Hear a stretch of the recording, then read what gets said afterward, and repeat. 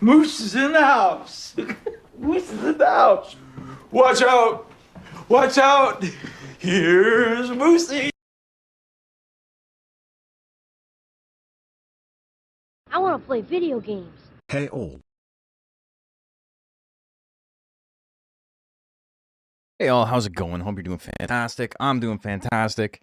I went boxing this morning. I did an insane amount of sparring this weekend. Feeling jazzed. I was super tired, and then I drank a single glass of milk tea, and I guess because I'm an old man now, I'm fucking wired. I don't know if I'm gonna be able to get to sleep tonight now. Holy moly. Damn, dude. I'm ready to go. And it's good that I'm ready to go, because we got 40 monsters fighting tonight. 4-0. That's almost as many as 410s. And that's terrible. How's everyone doing? Comrade Bob, what's crack-a-lackin'? You know, the huge. Pyro, thank you for the sub. Very kind of you, as always. Hey, Naritsu, how are you? So Monkey Puncher came up in the wild again? Really? I don't know what Kuso Grande is.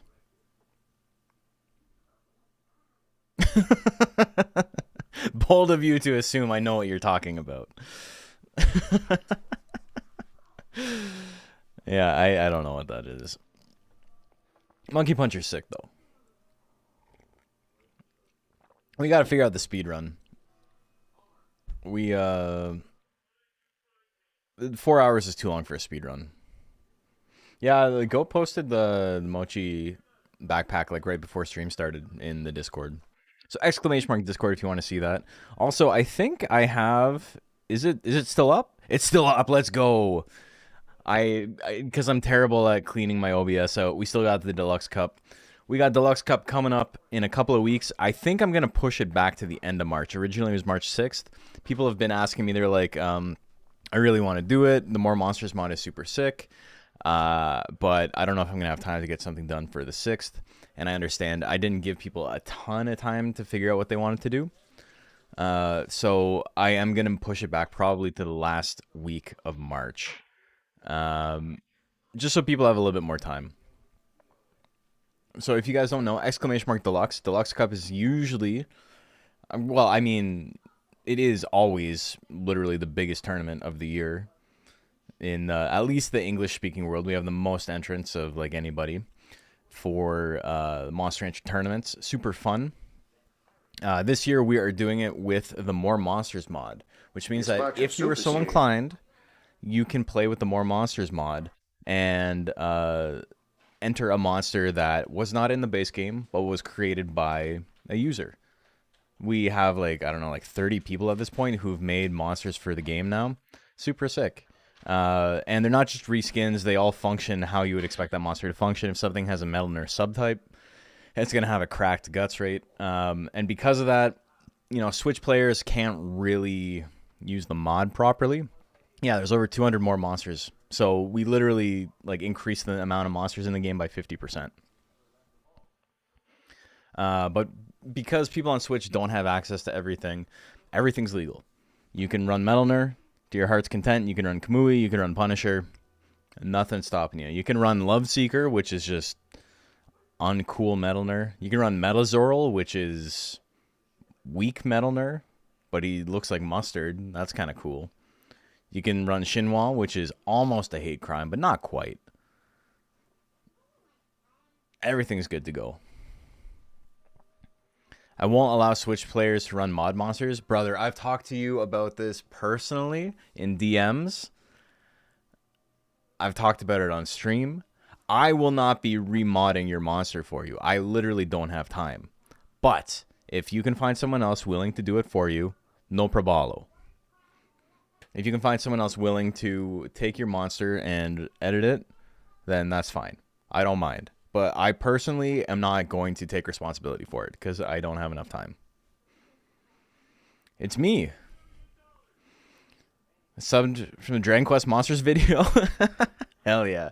Dude, that game is so sick, and it is just... It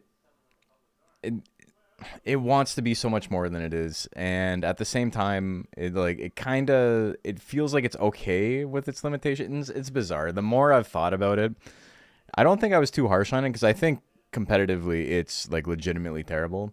But the more I've thought about it, the more I think they just don't actually give a shit about it. And they were just like, let's just, you know, throw competitive players a bone, but like it won't be the focus.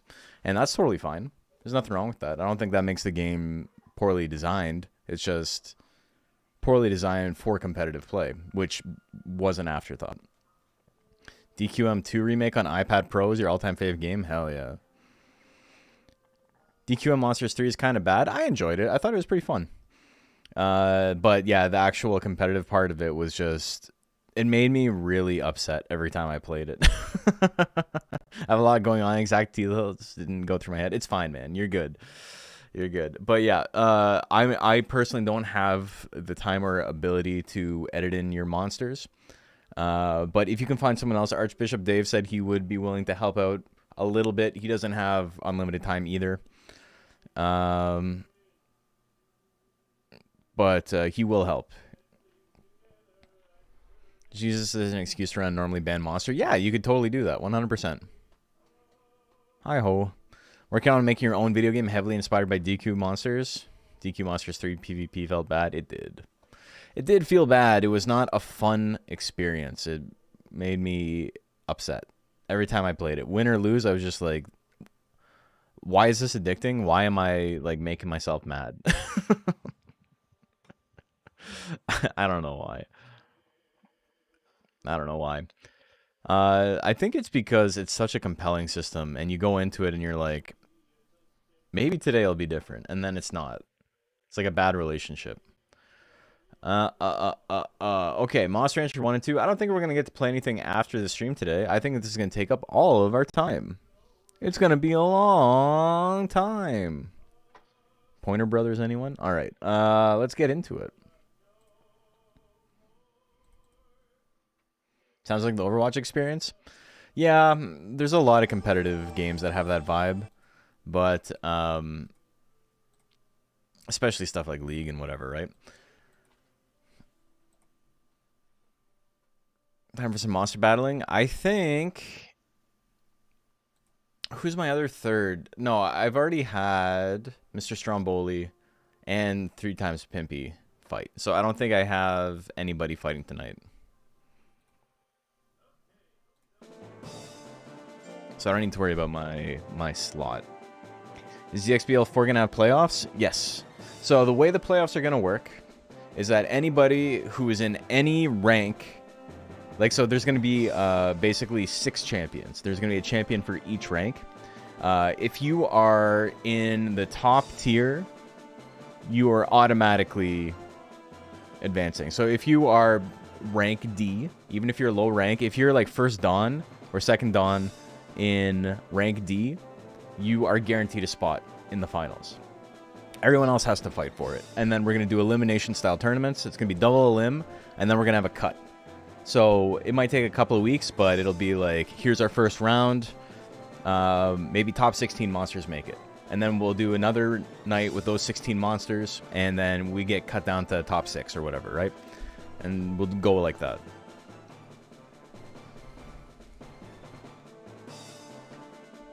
But the other players, the other monsters that have ended the regular season with like mastery points, so they're not neutral or negative, like first queue, second queue, whatever, they don't have to fight.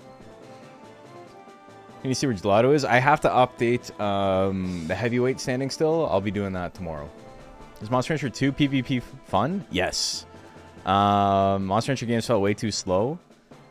Yeah, when you don't know what you're doing, the game feels like an ordeal to make one monster for sure. But the PvP is not probably what you're expecting. PvP is done entirely with AI control. Is middleweight up to date? I'd have to check. I don't know off the top of my head. I'm going to double check everything tomorrow, make sure everything's copacetic. What's the next league going to be? No, we're done with all of the DXBL. The next tournament's going to be lightweight. But we're starting playoffs. And then I'm going to be taking a break from leagues for a while. I'm probably just going to run a bunch of one-off tournaments. And we'll see. This was my attempt at making something more akin to the original Monster Rancher Battle League from 2020 and 2021. But the scene is too big now. Back then, I was able to run something kind of like this, except even more involved. Because there were so few people playing. I think those leagues, they had like 80 to like 120 monsters in them total. But they... a lot of those monsters were like, you were allowed to enter 4 monsters. So it was between like 20 and like 40 people entering, right? In this one, even though, you know, Monster Rancher has really dropped off, you were allowed to enter 2 monsters per weight category. And every weight category has over like 150 monsters. So it's just, I have like almost 500 monsters I have to go through. And because of that, it has been about 9 months, and no monster has fought more than 3 times. It was, you know, it was an idea. It didn't really pan out the way I wanted it to, so we're kind of cutting it short. We're going to have a fun playoff series, and then we are going to move on to some other stuff. Ever consider a content creator invitational? Yes, I did. I did that literally the week DX came out. So thanks for being a fake fan, GoPause. You didn't even know about the massacre at Moose Meadows? What the fuck? I think that video's only got like 900 views. I literally got more views live. I had like 200 to like 300 people consistently watching that stream. And then I uploaded the VOD and I got like 900 views on it. And that was like 4 years ago. Anyway. Alright, Tatsumaki and Love Train. Some monsters, I haven't checked everything. Some might not be updated. Everyone was given an opportunity. I added everyone. If your monster is not uploaded tonight, it's a loss. So be it. Not the end of the world. It just means that, you know, you might be out of contention of a... What do you call it? You might not be given a berth if your monster would have, you know, otherwise performed. It's not the end of the world. Alright. 40 monsters. I don't think we have time to bet on everything, so we're just going to chill.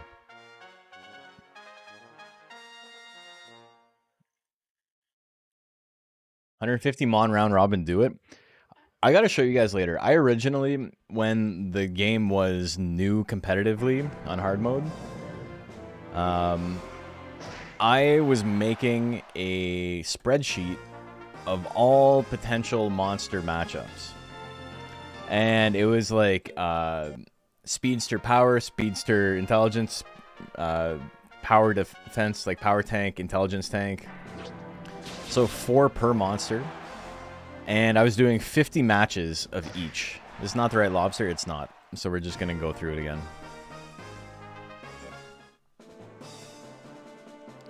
The real Tatsumaki is a color Pandora? I think I might have spelled it wrong. Let's try it again.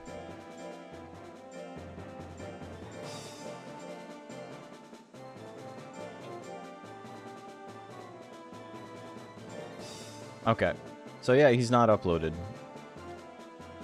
We'll give him time to get it figured out.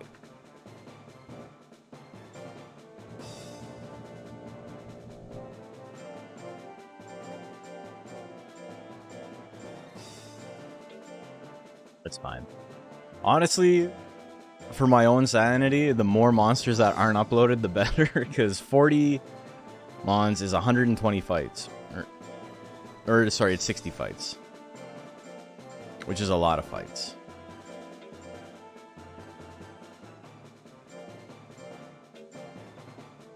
Alright, this is a real one.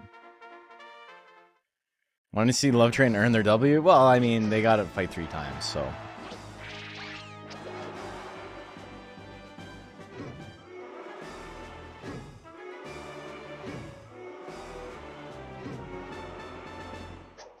Base attack.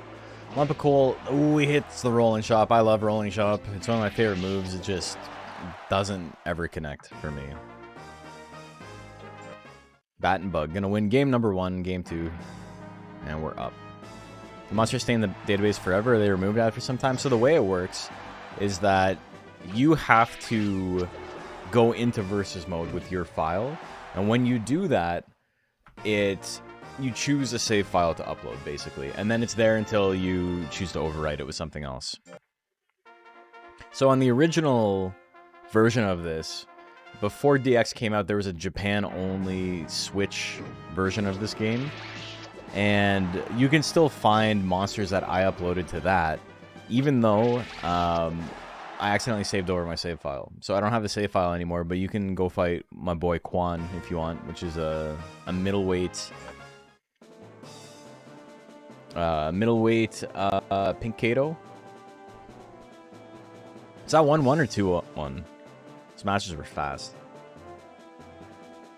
Pretty sure it's 2-1, right? Quan like worm? No, Quan like Q-U-A-N. Yeah, Pandora wins it, yeah. Hisoka and Misfortune.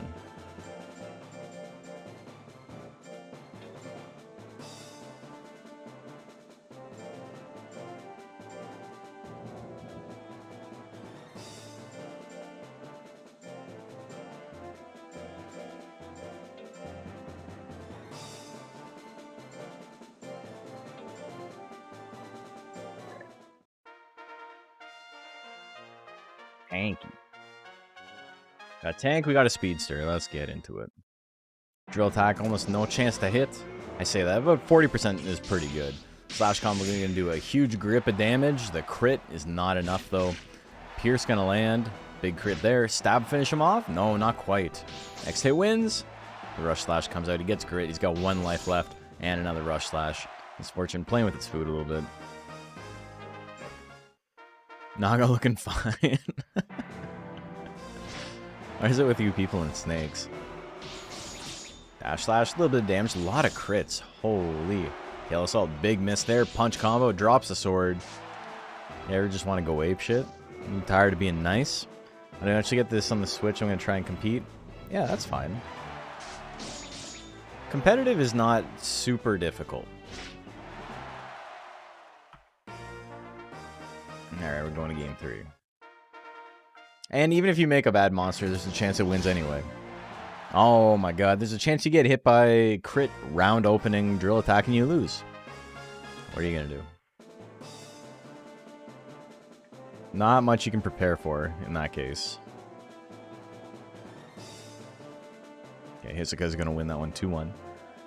Root beer and ginger snaps.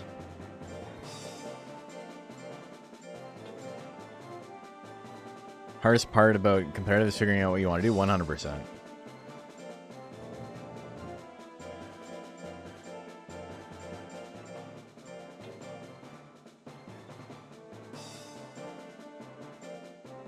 Also, despite being called competitive, we're pretty chill. It's competitive in the sense that there are competitions. But yeah, that's basically it. I have like 4 monster mod monsters I want to make. There's a lot of sick stuff out there.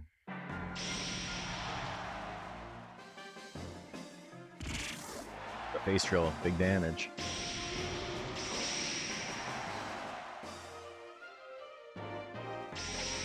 The bolts. The bolts.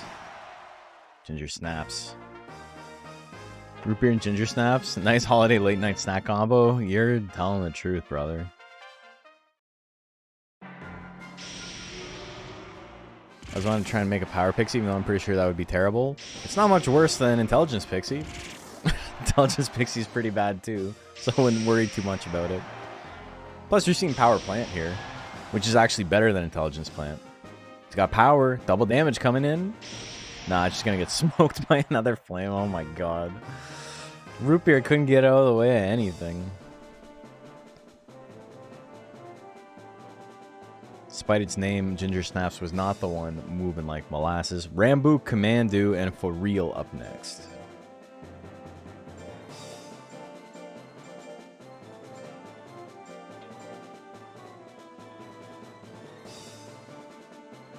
Power Tank Pixie won a whole Kingdom of Hothing tournament.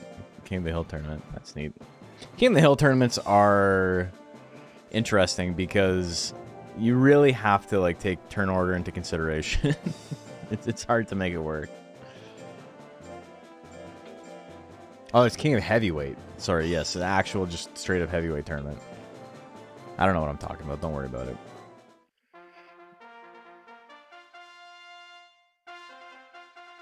He's doing better than Rising Grind, to be fair. Yeah.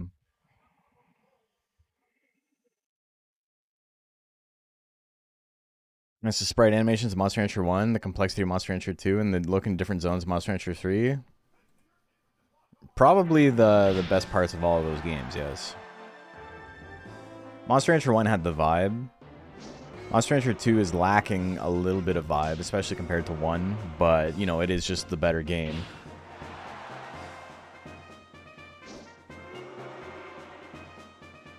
And then Monster Rancher 3 with the different locales is sick. It's a really good way to, like...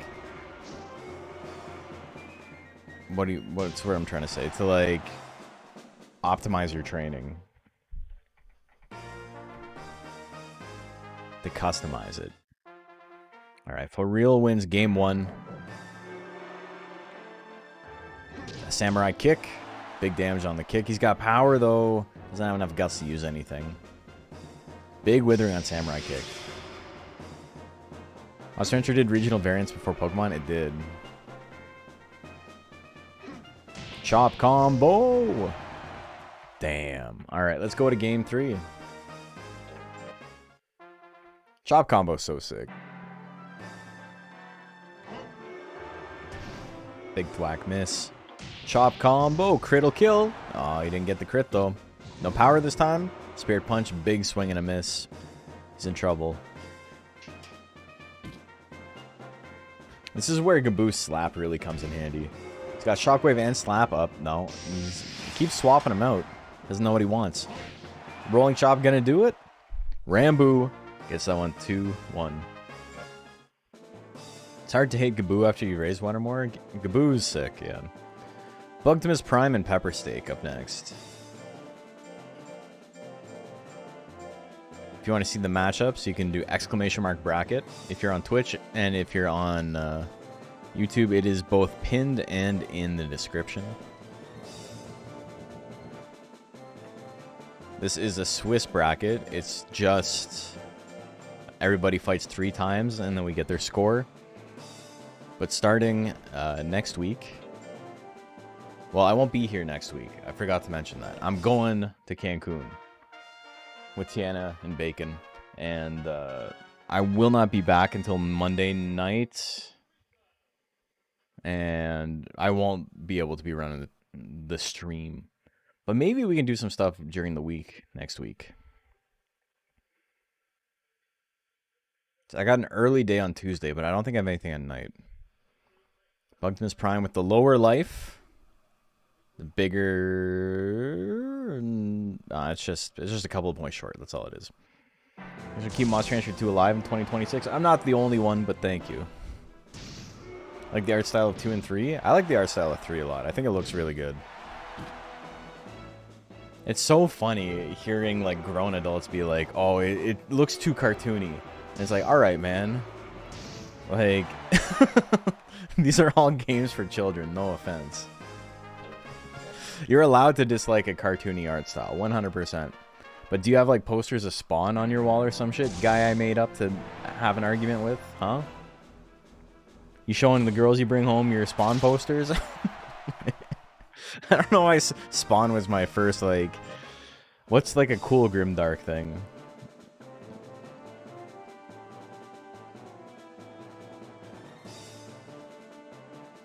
Pepper Steak. Gonna win that one super quick. Manly Oak and Tears and Rain.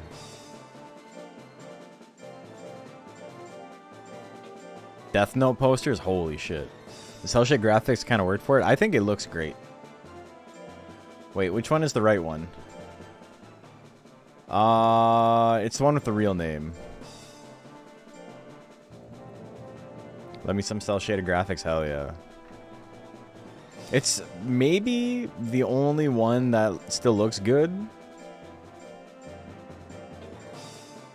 Monster Rancher 2 on a CRT, I think looks pretty okay, still. But like 4 is abysmal. It's like the saddest game I've ever seen. In terms of just like art direction. Like it's miserable looking. And not miserable in like a, this looks stupid and ugly. Like it does look ugly. But it literally looks like a rainy day. It looks like it's Sunday and I gotta go to school tomorrow. And it's overcast out. And there's a good chance it's going to rain, so I'm probably not going to be able to skateboard. That's what it looks like to me.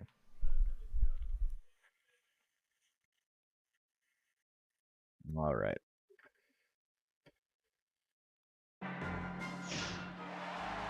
Long punch, big damage. Water cannon going to be way bigger damage, though. It's got power, but no guts. Power slap will win it. Shockwave might. Oh! Barely. He hit it. Look at that. Holy. Thoughts on Evo? Not a Monster Rancher game. It's got Monster Rancher characters.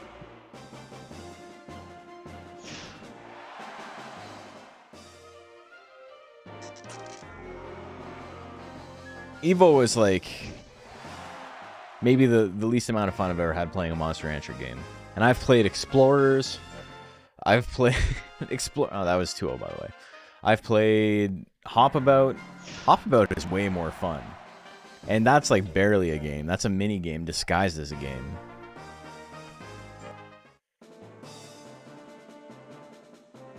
I like 4 more than 3, but I grew up playing 4 more than the others. A lot of people really like 4.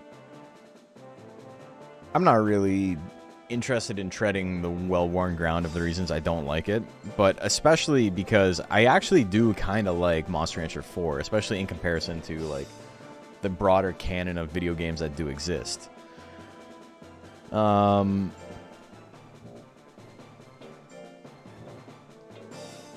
think it is Oni's, right? Yeah. It's just that compared to the other Monster Rancher games, I think it fails in a lot of really important ways. Hop About coming to Switch and PS5? Yeah, I saw that. That's so funny, man. On Evo, your monsters don't die. They just stop gaining stats. Yeah, that happens in 4 as well, and the advanced games. 3 was the last Monster Rancher game where a monster died in it. It's a card game on the PS1. Yeah, Battle Card is pretty cool. Again, it's been like a year and a half. This shit is just sitting on my desk. I can just pull it out whenever I want. Look at that. Holographic Moo, baby. Let's go. I've got like a stack of like 100 cards just sitting here.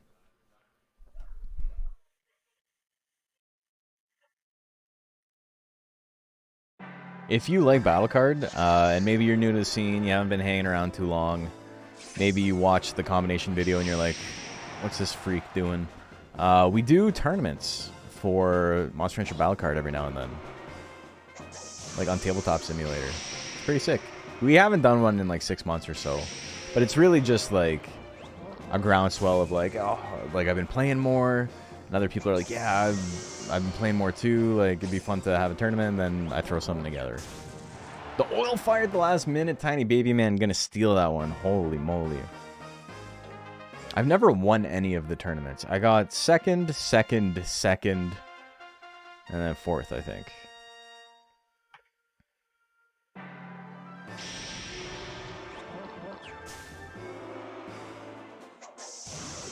I think if we entered another, if we did another one, I'd probably run my dragon deck. The new dragon deck is really funny.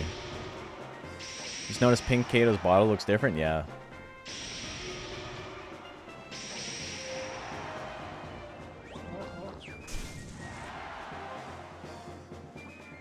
Can I ask a question? Does the iOS Monster Rancher work online? Yes, it does. It's the exact same as this. If you're playing on iOS or Switch or Steam, everybody can play together. Tiny Baby Man gonna take that one 2-0. Claw Lobber and Hannah Warrior.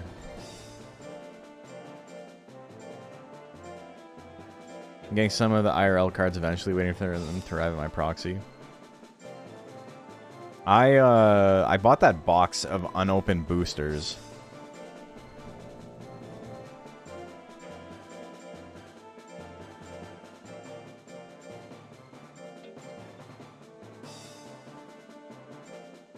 So maybe we'll do like unboxing, or I'll do some shorts or whatever of like ripping packs of Monster Rancher cards.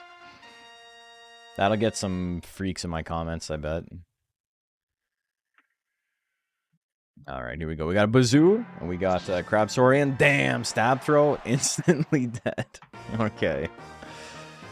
Is there a chance at any worm mixed breeds being in those? Probably not, because they are set 1. And set 1 does not include worm. Worm is from set 2.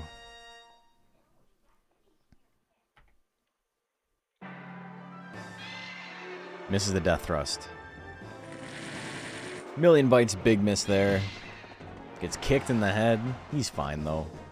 Tail combo, big miss from Claw Lobber. The smash is going to miss as well. Another million bites miss. Nobody can land anything. Triple Stab's going to do a big chunk. He's in the yellow. He gets power. He can still win it. He misses another tail combo. Cannot land. Oh, and the power runs out. Gets hit with another triple stabs. He can grit.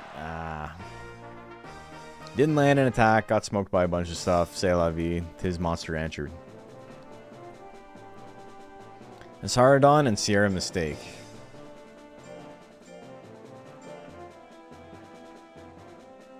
I always gotta remember how to spell this.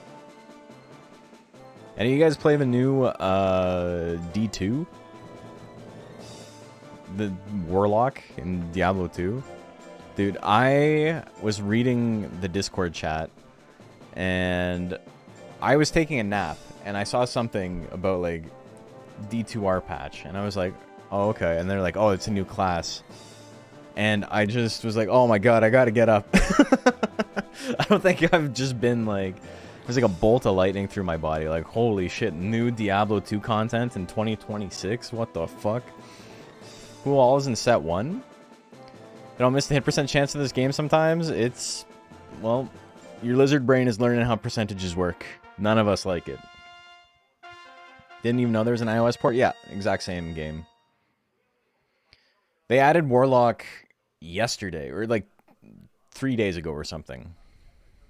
Who needs a nap when there's a new D2 expansion? Dude, it's crazy. He's pretty busted, too. He's like Sorceress level busted.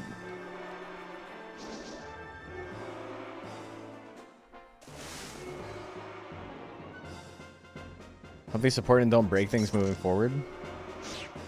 I spun up a hardcore character because I figured I was going to play with some friends. So I was like, yeah, whatever, I'll do hardcore, and when I die, I die. And I cleared out a room. I think it was like Underground Passage on Hell or something. Like, I had already beaten Bale, and I cleared out the Underground Passage, and I had to answer an email, so I tabbed out, and I came back, and a lone skeleton archer killed me. That dude made a name for himself. He's like, I killed the guy who killed Bale. But I lost my level 35 hardcore character. And I was like, oh well. Spin up a new one, baby. And so now I have a non-hardcore character. I really don't like how much shittier loot finding is in non-hardcore. I've gotten accustomed to good drops, and I don't like it in non-hardcore. I think by like Act 2 I already had like 2 uniques. None of my friends like playing hardcore with me because they're all really precious about their characters, and I'm literally like, I tabbed out in a dungeon on hardcore and my guy died, and I was like, okay, whatever. We go next. I think I bring a vibe to the function that they don't appreciate. Veteran and Kavinsky up next.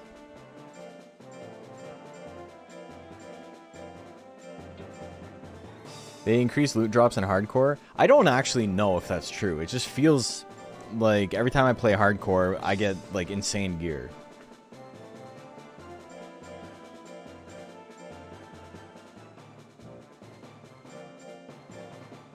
Can't handle a Nuzlocke.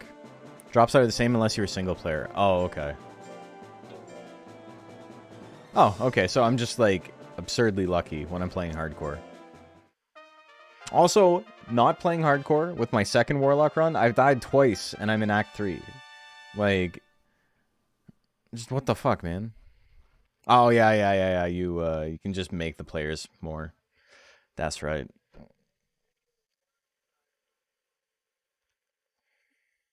Well, thank you for... Okay. Thank you, next. Thank you for illuminating that for me. Because, yeah, I think I finished... I had, like, 12 unique items by the time my guy died, which was, like, pretty high. And then when I was... I rolled for 4 hours over today and yesterday to get an L rune, which is the easiest rune to get. Took me 4 fucking hours. I think it's like the least likely to drop from the Countess of all the runes she can have. But it's still like 10% or something. I did like over 100 runs. It wasn't fun.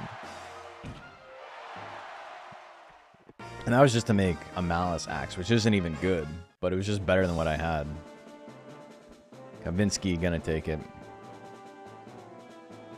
It's not Veterans Day. It's unfortunate. It's President's Day. It's Family Day in Ontario. Claire Farron and Finesta up next. We got a fake-ass holiday added like 15 years ago. Did I spell that right? I did not. And it was literally like, it's been a while since they've had a Monday off. It's been a while since New Year's. Let's just add something. And it's the same day as President's Day, so, you know, it works out for businesses and stuff.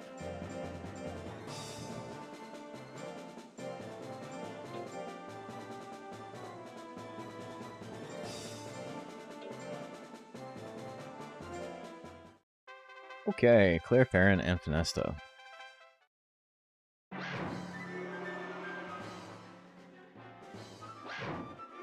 The double charge miss, you hate to see it. I love the... What's his name? Is it Gold Saurian? It's not Gold Saurian, I forget. I'm thinking my province was justified because we had one less stat holiday than other provinces? Really? Noble Saurian, yes, thank you. I love Noble Saurian's card art. It's easily my favorite Zoom. Damn, the crit jumping claw. He's still in it. Slash combo, big miss. Finesta trying to make this 1-1. Oh, he hits the bite. We're going to game 3.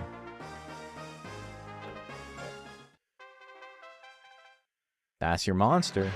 Which is your monster? The jumping claw miss. Slash combo, 43%. That poor dinosaur. Everybody, get on the floor. That lady killed a dinosaur. Finesta? Finesta's sick, man. Cool-ass monster. Articuno V2 and Wazowski. This has been fun. Gotta go get the wife from work and run errands. Well, thank you for tuning in.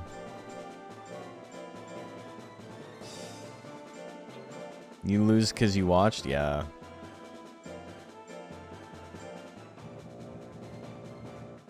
That was your fault.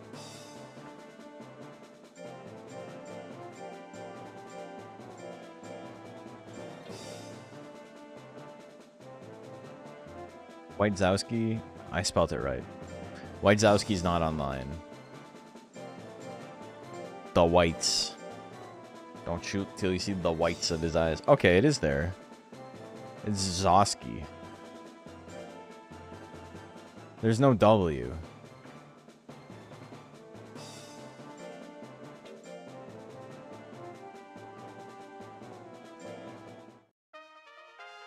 Okay.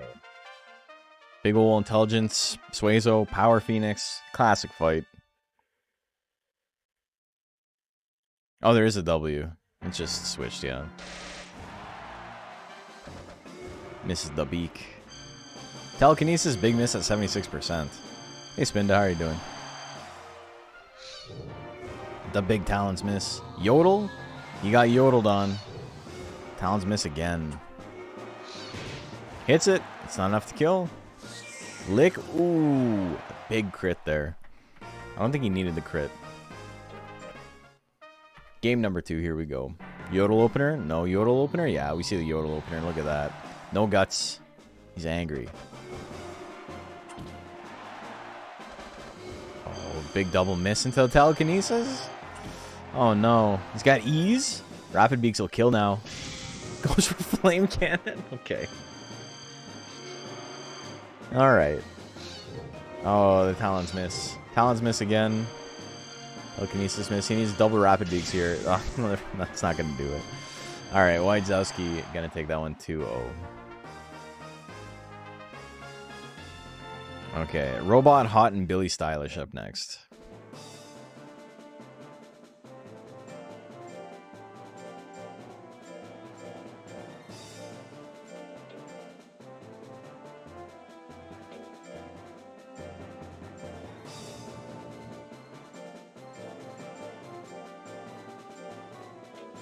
Billy's.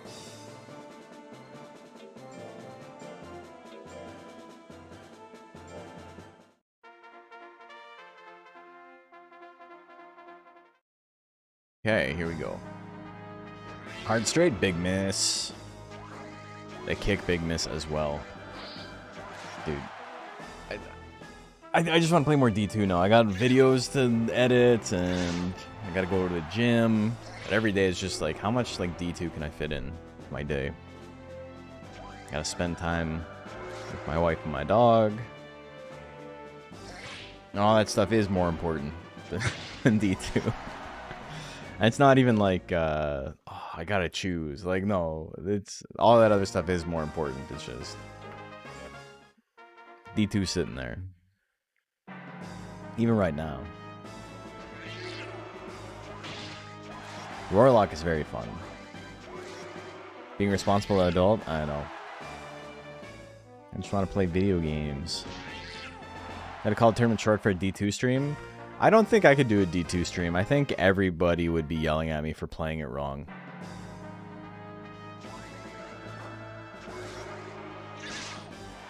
The compendium looks sick. Yeah, it's a pretty cool feature. Teach Bacon how to play D2 using the speech buttons. Ooh. I want to teach him how to throw a fireball.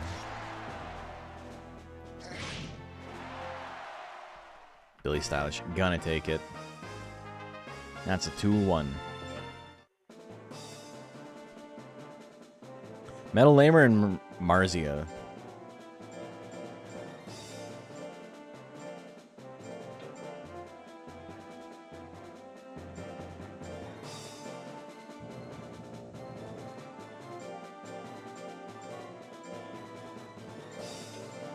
Bacon could probably learn to play a video game like Pokemon Fire Red or something. I don't know about that. About to start my quasi-yearly Final Fantasy IX run. Helps me stay grounded. Hell yeah. When was my last Final Fantasy IX run? That would have been before I moved into this apartment. Probably like 2014. Laser Sword is always good. Why bother with Cutter? Because Cutter is better than Sword. That's why people bother with it. Yeah, the cost is just... The cost on Sword is pretty crazy. And the value for the cost on... The value for the gamble on Cutter is like really affordable. Not super accurate, but I mean, you win if you hit it. So the double slash combo. Marzian knows it's fighting a tank. Still haven't raised a hanger. Hanger is very cool. The dash slash. Ooh, he goes for the spin. Tries to spin to win. The foolery? Not really relevant here. He's not dodging anything anyway. Hits the beat dance. That's going to do big damage. Not enough to kill. Gives him power. Oh, he tries to finish him off the spin slash, but it's not enough. It does a spin slash of his own with power active. You got exploded. That old milk commercial told me that laser sword beats everything. What milk commercial was that? What the hell?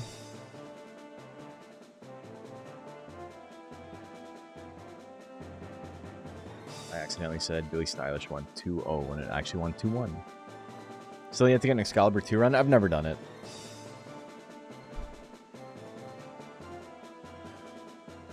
It's really, like, crazy to think about how, like, 12 hours is the, like, what you need to beat to get the best weapon in the game. Like, I mean, realistically, you can spend an additional hour, hour and a half after that fighting the last couple of fights or whatever, right? But, like, the world record is only, like, 8 hours or something, right? Like, it's not significantly slower. Like, it's 50% slower, but, like, in the terms of, like, an expected 40-hour RPG, or, like, at least, like, 30-hour RPG. Mr. Sandman, bring me a win. Bum, bum, bum, bum. Yeah, I've never bothered to do it.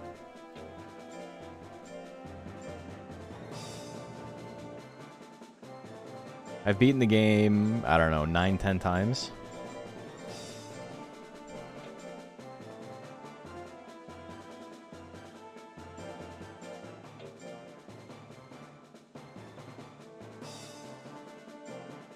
I also think that, like, just the type of person I am, unless I was on, like, a breakneck pace, I would be, like, really stressed out that I saved at a point where it's like, oh, no, I took too long to do this, and then I saved, so, like, do I have to, like, start over again? And, like, I'm just trying to enjoy the game. Especially when, like, you know, it is kind of a particularly slow game. Like, battles take a long time and all that. There's a lot of cinematic stuff. I would just be sitting there like, come on, come on. I only got 12 hours, you freak. I don't need to see Ark's whole animation. What the hell is this? I made a mistake by getting Ark. Oh, no.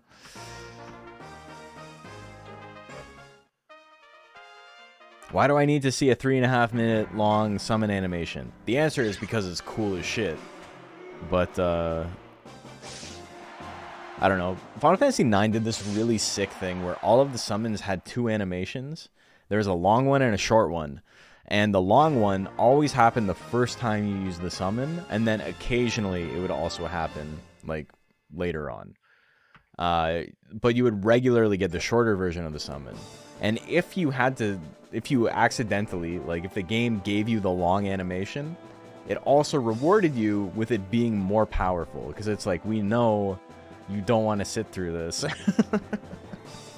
But maybe you forgot how sick we made this look. So we'll, you know, we'll throw you a bone.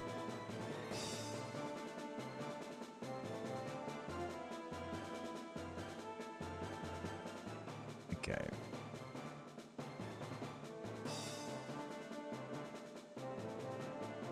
Longer animation is like a critical hit, basically, yeah. El Tigre Loco and Buzz Slappin'.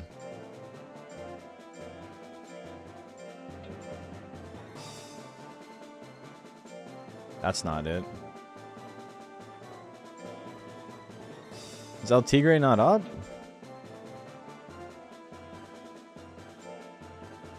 I'm pretty sure it's a tilde.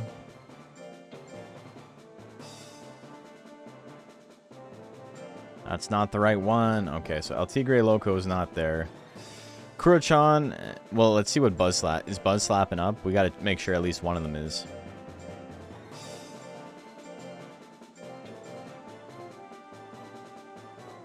Okay, so Buzz Slappin' is up. Kurochan and Rattlebox.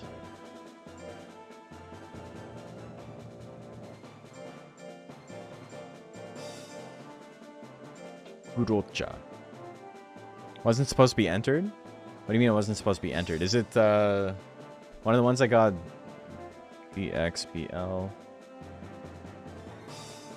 Was it one of the ones that was removed?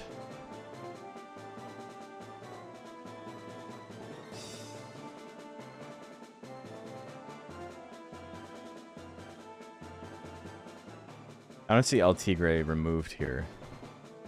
Unless it's the one that you messaged me about. Heel Slime said he swapped it out. Okay.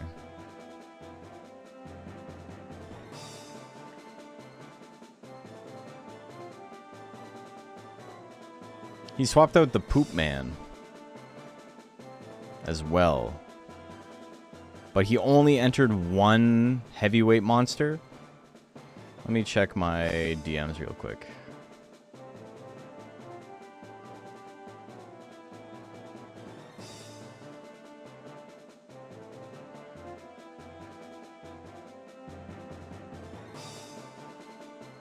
Instead of substituting the Poop Man, I would like to substitute LT Grey Loco. Okay. Okay, so yeah, that's fine. We're just gonna keep the Poop Man in.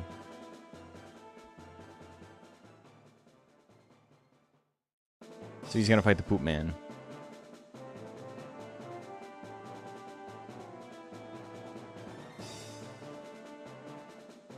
Okay, no harm, no foul. Fixed it.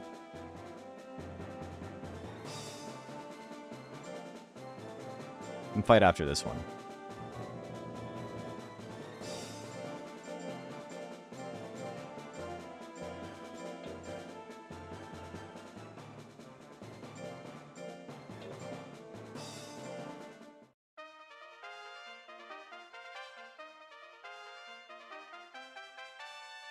Sandman O'Malley was 1-1? Okay. We'll go back. Recently cocooned a blue worm. I don't remember if you mentioned this in your cocooning guide. No, I didn't.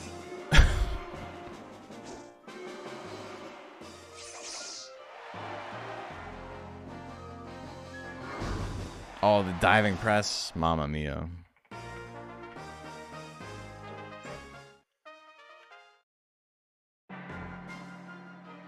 Here's a worm that you get warned by Colt should be retired will still cocoon.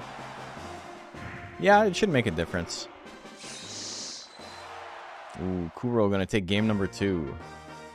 I love Battle Rocks, man. Such a cool design. It's got a big slab for a shield. The big double miss into the diving press. A big miss on diving press. Brow hit. Oh, it's even. Thrust Claw gonna take it. You only need to land one attack. Kurchan's gonna take that. Okay, we got some refights to do here.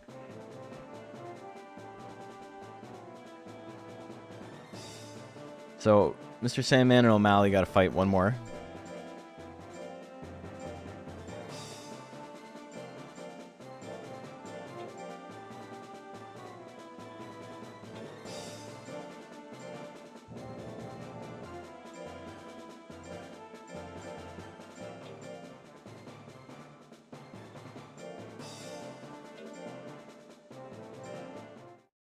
There we go.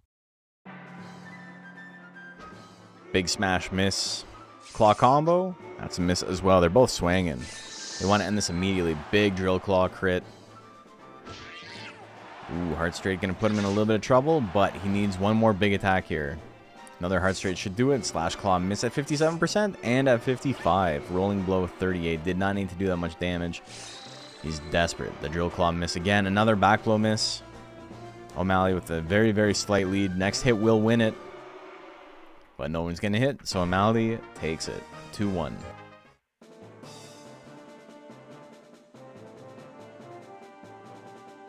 Okay, the Poop Man and Buzz Slapping up next.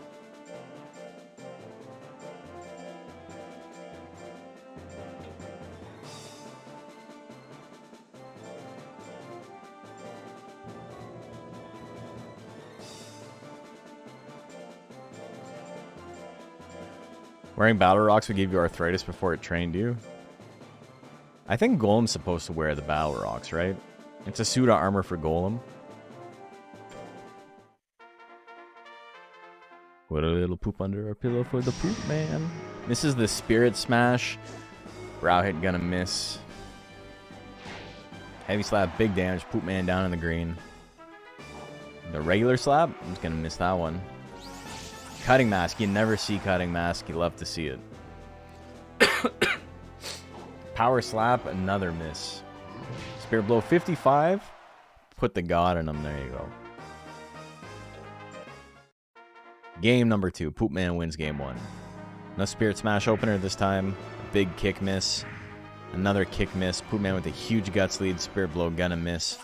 Regular flying mask misses as well. Heavy slap. Oh, big crit there. Basically the exact same as what we saw last time. Another heavy slap comes out. Buzz slapping. He's slapping. We're going to game 3. Spirit Smash opener. Oh, look how much withering that does. He's got no guts left to attack with. Buzz slapping hits his, but he's got a huge deficit to come back from, both damage and guts wise. He grits it. He's got a small life or a guts lead here. But Poop man, any attack he has, if it hits, it will kill. Another heavy slap. Oh, but he grits as well. Poop man. Who's gonna win it? It's gonna come down to guts used and damage dealt. And I do think the Poop man wins that. Very close. Is Buzz slapping some kind of golem variant? Yeah, it's a golem Metalner.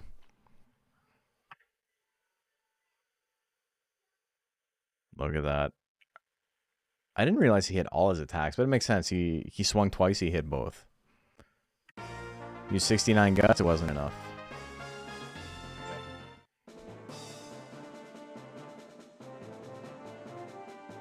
The Poop man gonna take it 2-1. I keep hitting my F, like my function keys instead of my 1, 2, 3, 4. And I blame D2 for that, for sure. Unsure what's happening, but by God, I am enthralled. Hell yeah. That's why we're here. We got Primus and Puppy up next. Primus actually fought in D rank because I was stupid and didn't realize it had been promoted. Primus is actually a rank C monster. And Puppy.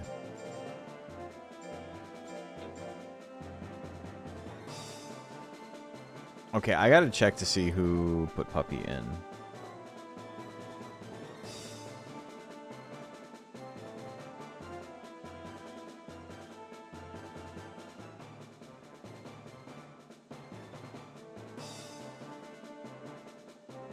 There are 3 or 4 people who did not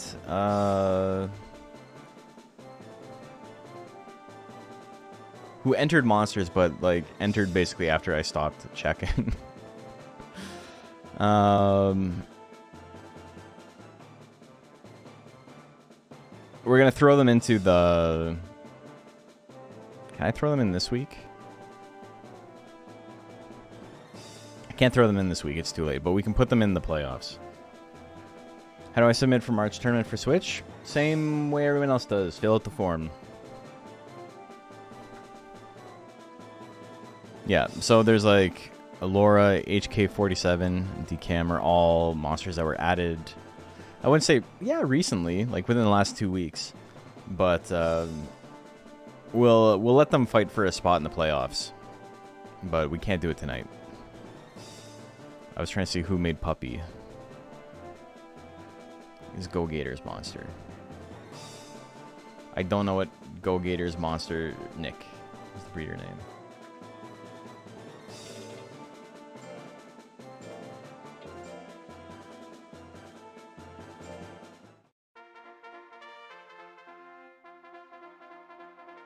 Yeah, sorry, I don't have it on YouTube, but I should put it in the description how to sign up for the Deluxe Cup.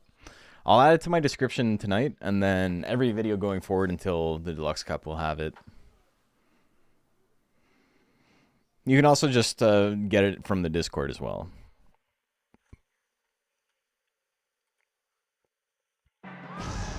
Ooh, big dive and press miss.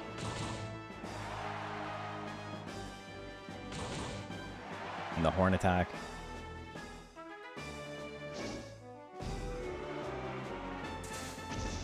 Big charge hit. Big damage. B-claw and combo. You only had to do 1 damage. Did a little bit more than 1 damage. Primus takes game number 1. B-claw and combo. Big miss. God damn.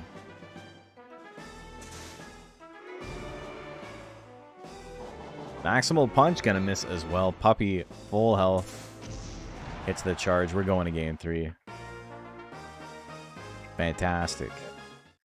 Here we go. We still got the round closer on the round open. Oh, he hits it again. And another grit. Primus not going down like that. Punch combos can do a lot of damage as well. It crits. The crit is enough. 1 hits from both of them. God damn, dude.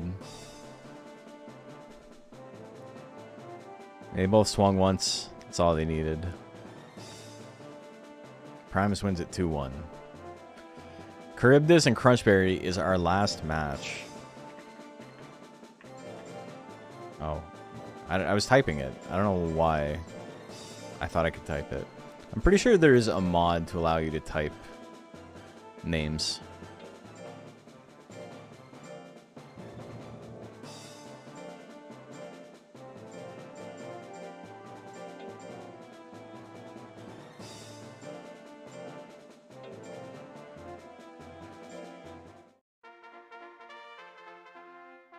Okay. HK47 is your monster? Okay. Yeah, I didn't realize new ones had been added. Normally I get a notification when a new monster is added, but I was not informed, so you can thank Google for that. But don't worry, we'll make sure they all fight.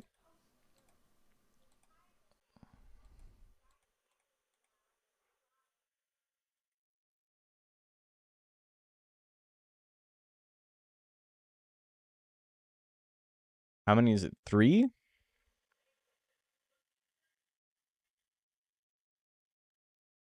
We could technically do a little Swiss thing.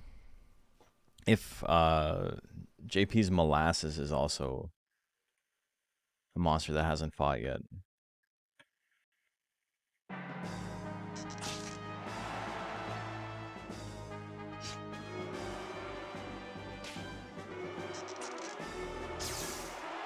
Ooh, the I-beam.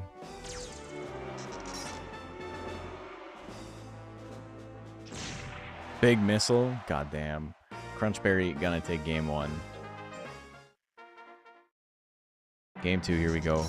Icicle arrow, it's enough. Everybody landing their nukes, man. The duck has an actual nuke.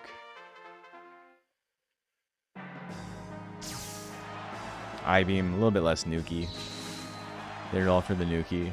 Water gun with the anger, ton of withering there. Missile, he's firing. He's firing his laser too. Nice sword, gives him power? Dude, that's the worst situation. You don't want to do 1 damage and give your opponent power. Holy moly. Oh, the duck takes it. And then he dances on him. Crunchberry gonna take that one. 2-1. Okay, so Tatsumaki. The only one that's not uploaded. Okay, that was 20 matches. We're going into round 2. We got Bat and Bug and Ginger Snaps. Actually, first I'm gonna take a quick break and get some water. I will BRB. Uno mas. Uno momento, I should say. Uno mas milk tea, but uno momento and all that.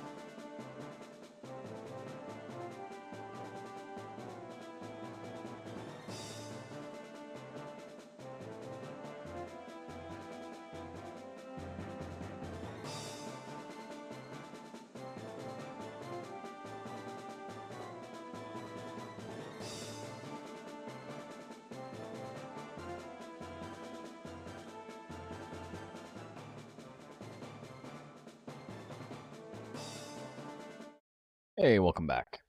Okay, let's get into it. We got our second round of the final-ish night. I gotta do something with all these new monsters. But, the planned final night of the DXBL4 playoffs.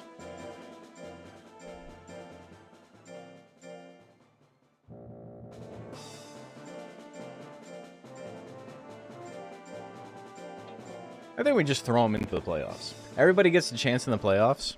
If they make top cut, they make top cut.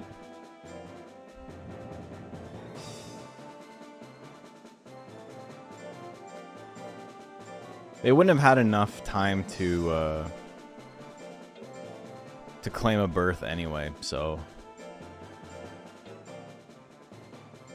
I think that makes sense.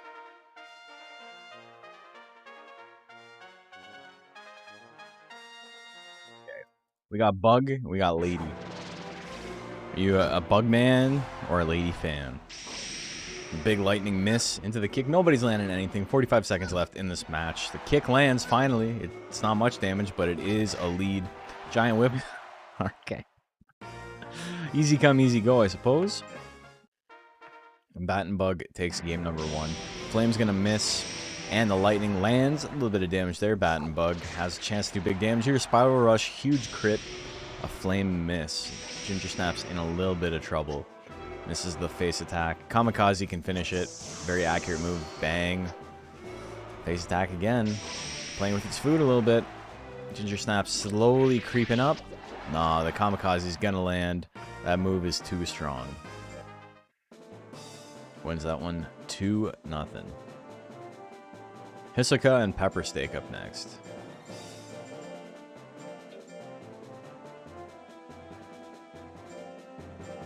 Yeah, so for all my D2 fans, my D2 brothers and sisters in arms out there, have you guys been playing the Warlock?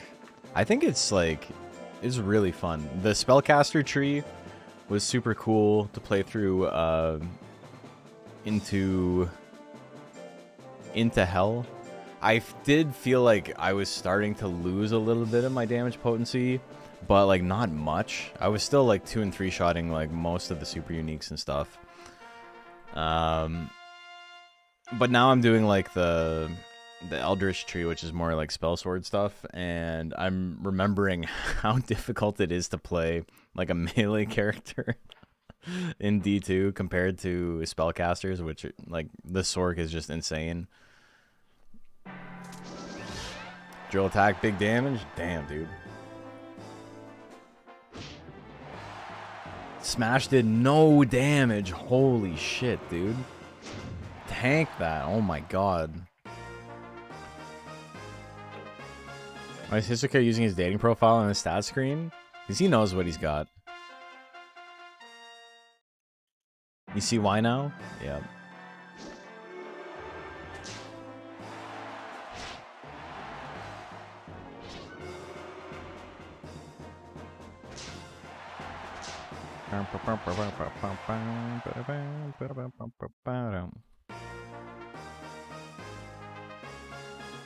Warlock is coming both D2 and D4. I have never played D4. I got no idea. That was the right pepper steak, right?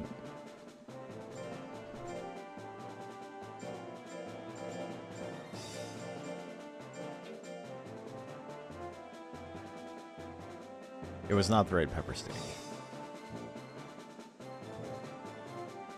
Because I was like, no offense to that rabbit, but 700 power, I don't know how it won 2 matches.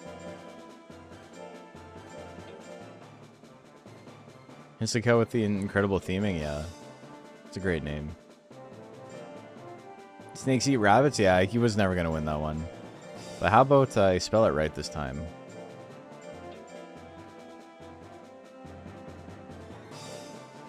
Just let some random hair get its ass beat. Yeah. Yeah, Fury's always good.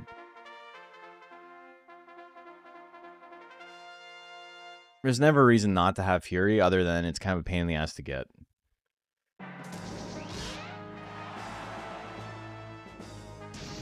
Damn. Flattening L, but they smell. 2 in a row, but his power ran out. Both monsters can win this. The Pepper Steak is gonna. Put on an exhibition match for the social media.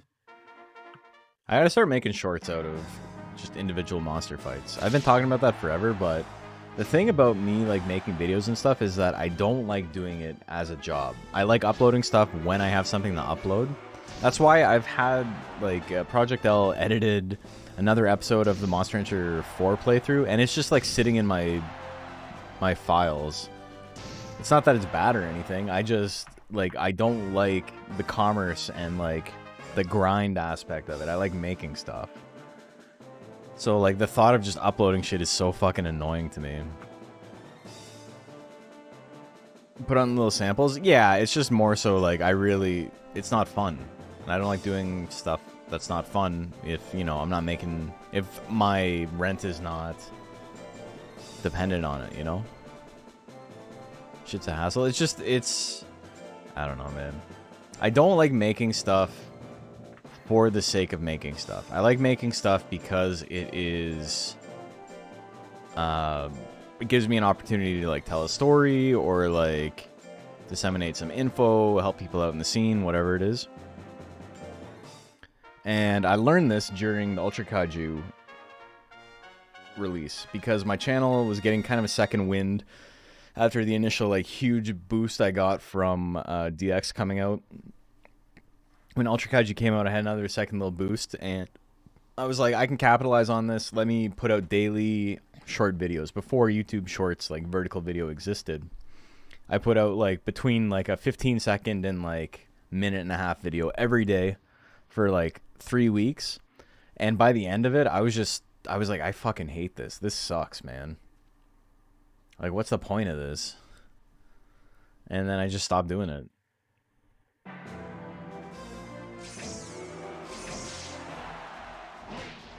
Half your CDs are Mochi Kato? Mochi Kato's great, except he kind of looks like he is rashy.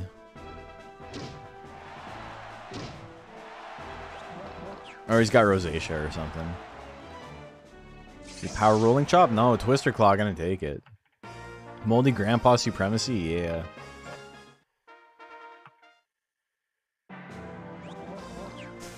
The oil spray miss. We haven't seen Ninja Kick today. Oh, let's go! Oh, I cursed him. I'm so sorry. That was my fault. I apologize to the Kato fans everywhere. But I am happy we saw it. Okay, twice. Alright. Yeah. I'm okay with that.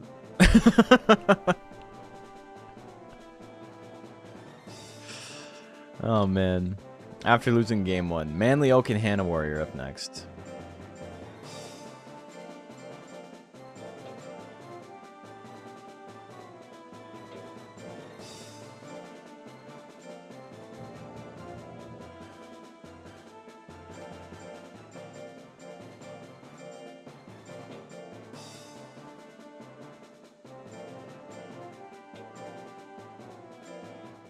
Okay, more Gaboos.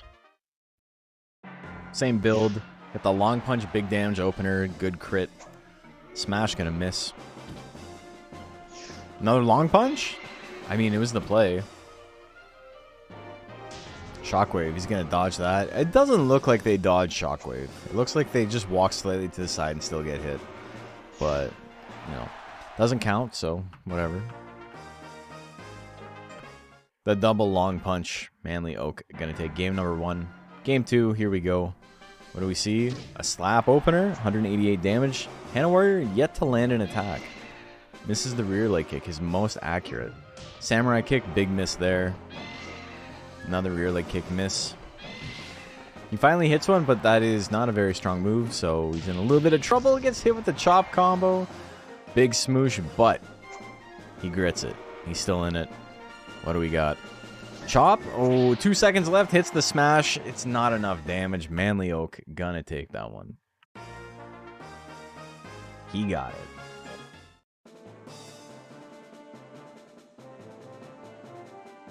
Manly Oak gonna win that one 2-0. It's Hardon and Kavinsky up next.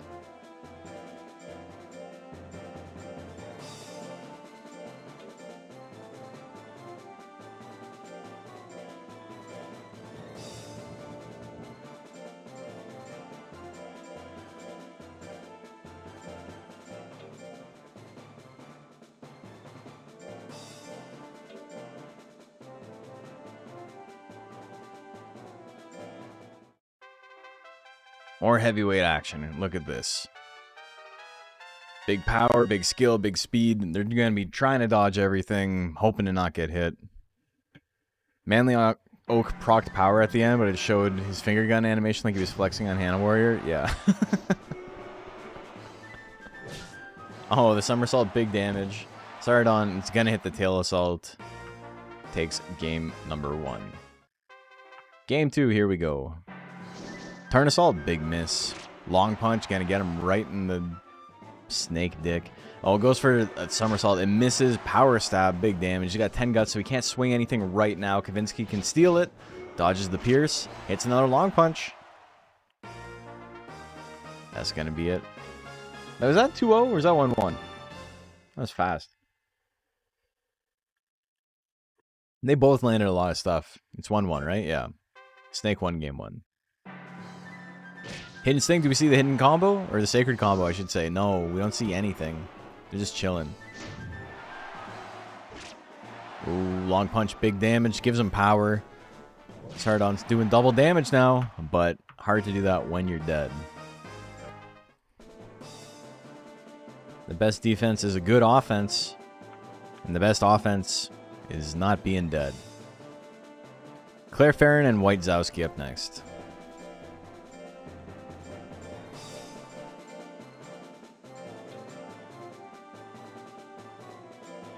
Yeah, the Loxara is doing well.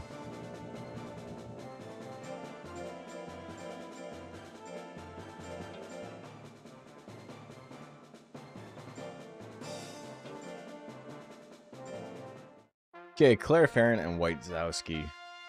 Intelligent Speedster and Power Speedster. Both going to be swinging their accurate stuff, hopefully, if they want to win. But maybe we'll see a nuke that instantly wins it for them. Yodel opener, maybe? No Yodel opener. We got Rush Slash. A little bit of damage. Double Rush Slash into the... Oh, he's almost dead. But... Oh, he's going to hit the Slash combo. White Zowski grits it. And he has a 90 guts lead. This is his to lose. Honestly, he's in such a good spot. The double lick. Get licked. DXBL is really tough competition. I keep having to tell myself that when my moms get their shit rocked. Yeah, it happens. Yodel opener, big miss there. Claire Farron in a good spot. Slash combo, first miss of the night for Claire Farron. The spit, a little bit of damage. Goes for the smooch. Big ol' smooch. She's not interested. She doesn't like you like that, bro. The I-beam, big damage. Claire Farron's still in it, though. Cut in 2. It'll finish it if it hits. Oh, the Rush Slash. It's gonna be enough. Good crit from Claire Farron there. Going to game 3. We're getting into it. Tail Assault miss. Tail Assault miss. Hits the spit. A little bit of damage. Cut in 2. Going to give Claire the lead. Another cut in 2. Big miss. And a third one into the yellow. Gets telekinesis, though. Get put in the blender. Oh, you get put in the blender. 999 damage. Hits the 30% chance. He's going to win that one. Claire Farron wins it 2-1.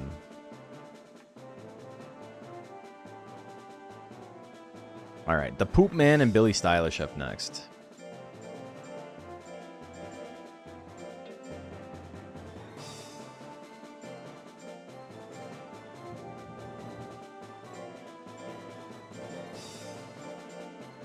I really just got to make like a template and then like copy and paste stuff. I think I could probably pretty easily shit out some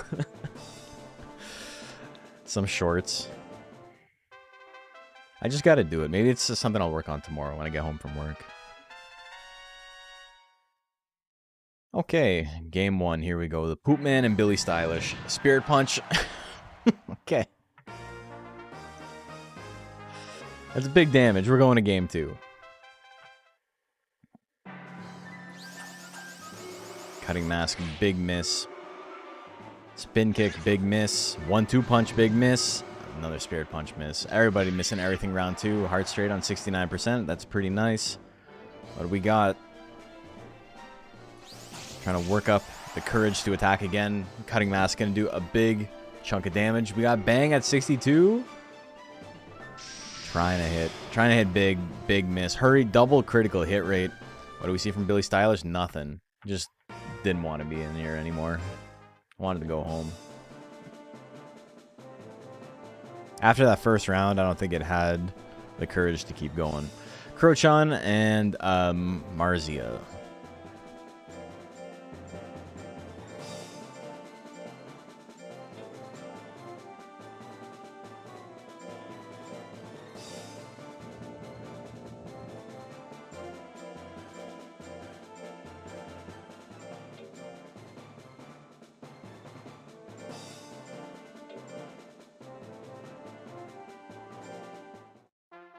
Okay. Double power speedster. The classic 702 build. Cut in 2. Big damage. Into the dash slash. Oh my god, this cat is in trouble. Goes for the slash claws. Misses at 61%. Misses at 57%. It's got a lot of work to make. It's got a lot of ground to make up. It's got a lot of work to do. I tried to say 2 things at the same time, as one is want to do, and it sounded stupid when I said it. Marzia gonna take game number 1. Million stabs? Tries.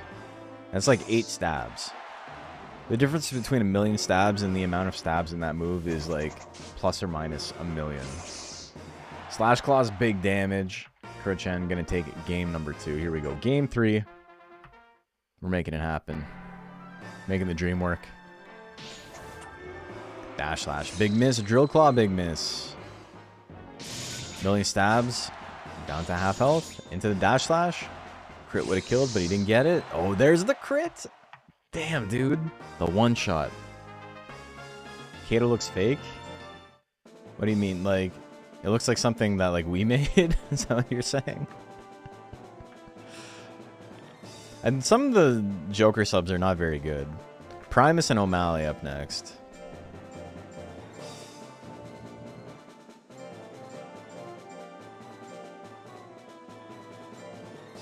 Like, I think Tainted Cat and Sneak Hopper both look like something community made. Like, they're fine, but I would probably look at them if someone from the community made it and be like, that's what you went with?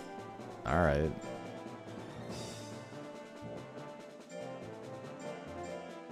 Oh my. Oh my, my. Oh my, oh my, oh my. Wouldn't it be true? Okay. Right. Primus with 800 life. That's right. JJ Studios. Thank you for the follow. O'Malley with a little bit less power and skill than we see on a build like this to give himself some more life and a little bit less speed as well. Primus with a big chunk of life. A lot less power to make up for it. Drill Claw. Good crit. Puts him in the yellow though. Chance for power. No power. B-Claw combo. Swings the biggest move it's got in its arsenal. And it misses. Thrust Claw going to take game 1. Just like that. Game number 2. Here we go. Rolling Bomb. Big miss at 60. Slash Claw is going to land. Primus not quite at half health. Hits the Rolling Bomb this time. They're about even. Ooh, the Maximal Punch. Big damage. Puts him in the yellow. It's not enough though. O'Malley's a fighting fella. He's still in it. Thrust Claw, big damage, big crit. Primus goes for another Maximal Punch. Hits him with the Y Iota. And we're going to game 3. Rolling Bomb, big opener. Doesn't get anything out of it, but the Drill Claw miss puts them back to about even guts. Horn Attack gonna miss as well. Thrust Claw. Good chunk of damage. The B-Claw combo. He swings it again, and it lands this time. It's like poetry. It rhymes. He tried it round 1, and he lost for it. He tries it in round 3, and it works out for him. Prime's going to take that one 2-1. Love Train and Crunchberry.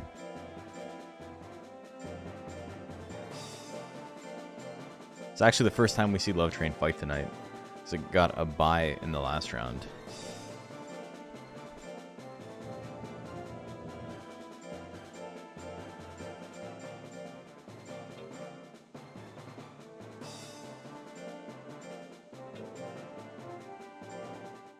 They tried to hold him back, yeah. Couldn't do it. Alright, we got a train and we got a duck. Who's going to win this one? Missile, big miss. In the opener, the triple shot's going to whiff as well. Goes for triple shots again, hits it down to half health. Crunchberry's got a lot of ground to make up here. He's got a lot of power attacks. He doesn't have any power. He's not going to do any damage with these yellow attacks. He needs to use the green ones. He gets power. He's going to do double damage, but he's just getting smoked. Got hit like 100 times. He's done. Face attack, big damage. Crunchberry needs to get into those back slots. The further away he is, the more powerful he is. Alright, we got Power Missile. Big miss, but it was the right move. Just too little too late, as the Bare Naked Lady said. 2-1 for the train. Or 2-0 for the train. Tatsumaki and Charybdis.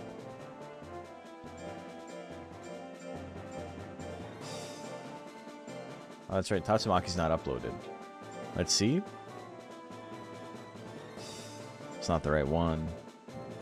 Okay, so Charybdis is going to get the bye. Normally, you know, I wouldn't give them a bye.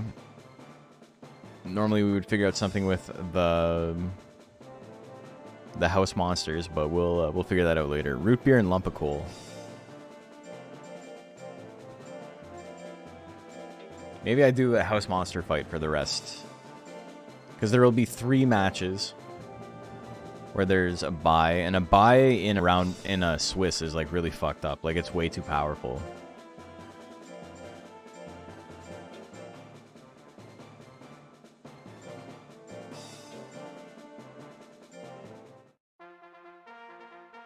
Okay. Root Beer and Lump of Coal. Similar stats. Root Beer with a little bit more life, a little bit less power and skill. Plant combo missing at 36%. The lower skill gonna hurt against something like Gaboo, which has a slow guts rate, which boosts its evasion a little bit more. Slap gonna hit, good damage there. And again, puts him in the yellow. Double crit. Power though. Power root attack does double damage. Into the jab. Power plant gonna take it. Little rabbit plant that could. Big slap miss. Big slap miss. But hits the electric blow, and that's what matters, baby. He's got the grit, though. He won't go down that easily. Plant combo. Next hit wins. Either of these monsters. Hits the jab combo at 54%. Lump of Coal did his best. Big damage. Root Beer. Still gonna take that, though. Bugtimus Prime and Misfortune up next.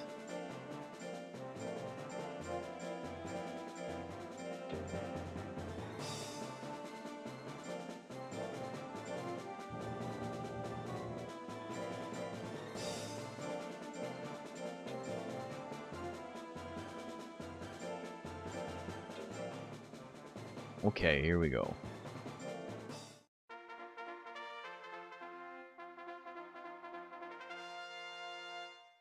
The low life on Bugtimus Prime does give him some more stats elsewhere. Whether or not they are super effective, we will see. The double... Oh my god, the punch combo. Slashing and punching. Misfortune's going to take game number 1. Game 2, here we go. Fist Missile, big miss. He also throws his nose in the Fist Missile. It's false advertising. Misfortune's not a fan of that. Swings the nuke and wins. Very, very quick set. That was a whole ass set. Misfortune wins another. Korra and For Real up next.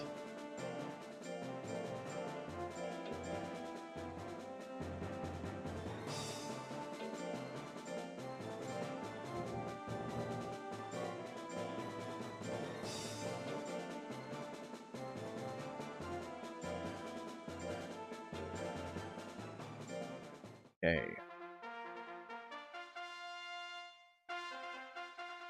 We don't get to see my favorite monster tonight. There's no Nitons fighting tonight.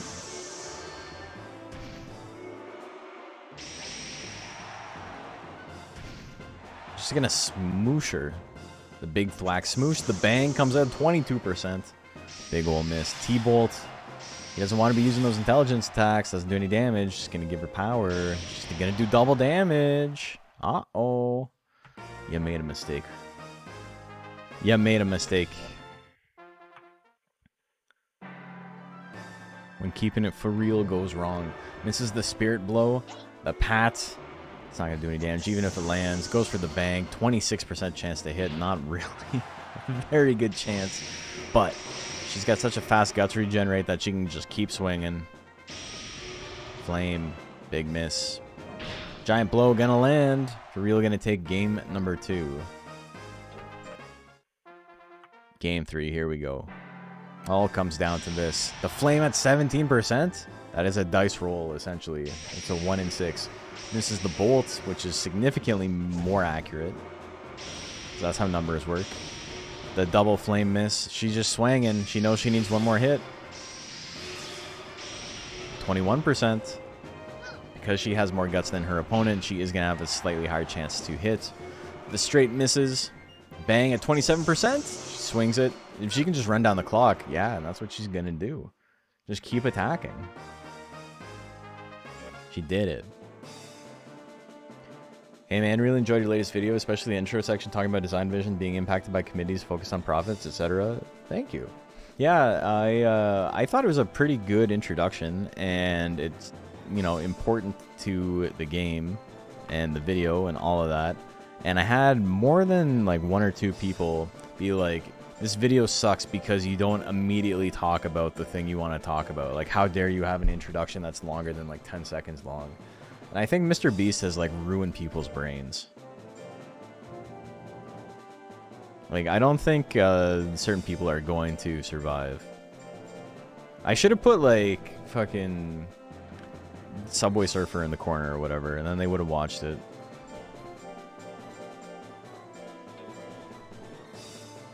One comment was literally like, dude, I've been watching for a minute and you haven't even explained what you're talking about yet. And it's like, a minute is a long amount of time to you? That was their, like, I can't believe it's been this long. That was their benchmark for it. And it's like, some people are just kind of stupid, and it's okay to, like, not take their opinions into consideration. Yeah, no, everyone is welcome to give their feedback, and I'm welcome to tell you you're dumb. Long opening bits are so good. I think they're good. I wouldn't do them if I didn't think they were good. And no offense, guy who leaves angry comments on YouTube, but I think maybe I'm more in tune with what's good than you are. Oh, Tail Ash, big damage. The first Fury of the night. Double damage, double withering. Doesn't really need either. Opponent's only got 15 guts. Or 15 life, sorry. How long was the Jill one? Jill one wasn't very long. I don't think. Maybe like a minute. But that was the first one where I did like a cinematic, like, Moose Bones Presents type thing. There was a Fury earlier? Was there? Oh, I don't know. I'm not paying attention. You're asking the wrong guy. So too long for that guy? Yeah. I think there is a point where it gets self-indulgent. And, like, I have friends... Super rad. Who are like, my script is 70 pages long. And it's like, brother, you can get away with it. People are going to watch your shit. But editing is important. That 6-hour video probably can be done in like 2.5. The Mach one was really good. Mach one was pretty short. Fall Aubrey gonna take that. Veteran and Sierra mistake.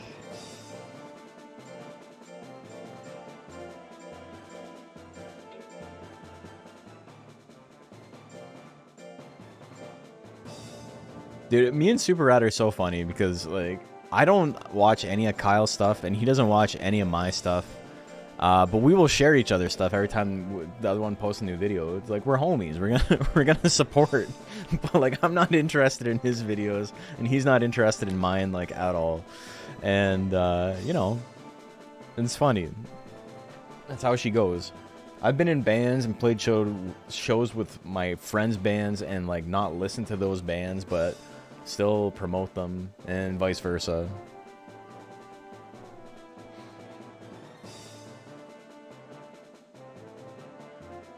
There's some video I was watching, it was like a 6-hour retrospective, but after 30 minutes they still hadn't gotten to talking about the game or even something tangential to it or history or anything. I was like, bro.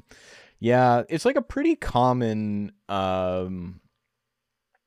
narrative device. And I think in the... It's one of the H-Bomber Guy videos. Is it the one about... what's his name? The freak that stole content from everybody? Or, like, all the freaks who stole content from everyone? The plagiarism video. Plagiarism in You. He, like, opens it with a story that's, like, tangentially related, and then talks about that, like, type of narrative structure. Yeah, the James Somerton video. Where he's like, it's, like, a pretty common thing in video essays because they're really effective. And, you know, having an interesting story to, like, hook the person, or, like, an interesting question to ask at the beginning is a really good way to get people to keep watching your videos. But you can't let that shit go on for half an hour. Holy shit. That's just, like, literally, you haven't spent any time editing. And the problem with YouTube is that you will find an audience, regardless of how, like, bad or, like, poorly edited your stuff is. You, who won that one? I'm not paying attention. We're gonna play another one. And the problem, and, like, I've had to, like, think about this and compartmentalize it a little bit, too, is that there are people who like me as a person, or, like, the person they think I am, more or less, and they like the videos I make, so it doesn't matter what I do, I can do no wrong. That was 0-2 for the Undine. Oh, so the Undine 1-2-0 is what you mean?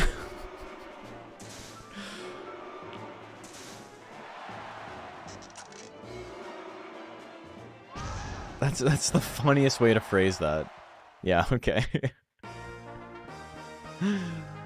Okay, so the Undine wins at 2-0. And so I know there's people who will never criticize anything I do, right? And I have to always try my best to think about stuff as objectively as I can. And it's impossible sometimes, but, like, you do your best. I could probably put out a video where it's like 30 minutes of me talking about nothing and then like 10 minutes of actual video afterwards, and people would be like, oh, the great video, loved it. And, like, realistically, I know it's not. But I try real hard to avoid that. I see other channels where people do that all the time, and the comments are like, another banger, and it's like, what the fuck are you talking about? This shit was unwatchable. This is a 45-minute video with 6 minutes of content in it. Watched it on 2x speed and it still wasn't enough. Okay. Articuno and Finesta. Finesta. Misses the charge.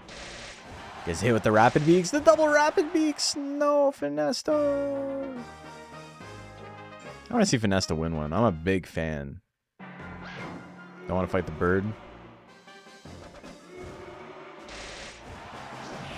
It's still in it. No power, but it's hanging in there.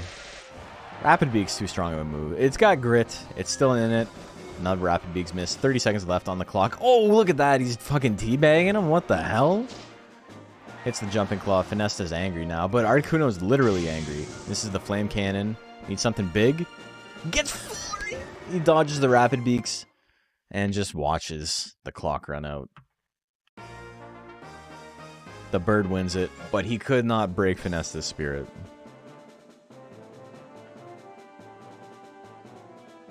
Robot hot and Buzz slapping. I think every now and then, people rewatch the episode of the original Nuzlocke where I have the gibberer, the ape hair. And in that video, I talk about how I was thinking really hard about whether or not I wanted to start uploading just full VODs to YouTube. And, like, obviously I've been doing that for like a year and a half now, so, you know, almost 2 years. Or I guess 2 years, basically since, what's it called? DQM3 came out. And part of why I was kind of hesitant to it is that with such like a trove of like unedited content, it's totally possible that like I say something offensive or like, you know, something that's offensive 4 years from now, or I talk about something in some way, or I say some word or whatever that's like no longer acceptable. And like not out of malice or anything, but you know, it's just language changes and stuff like that, and I don't want to have to deal with shit like that, right? And every now and then someone finds that video and they just lose their shit on me. They're like, how dare you appeal to the woke mob like this? And it's like, you know, it's hard to believe, but like when you start talking to people in the real world, like this may not be something that maybe you're that in tune with, you care about how they feel about you, and you care about their feelings as well.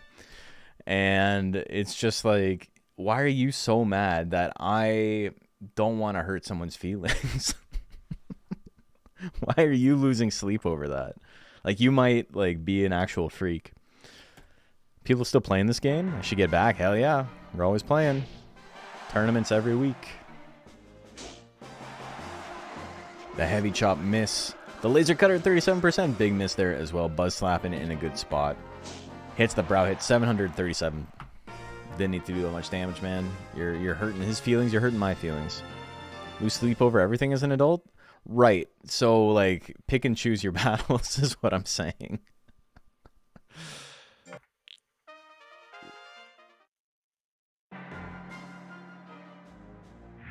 The kick miss.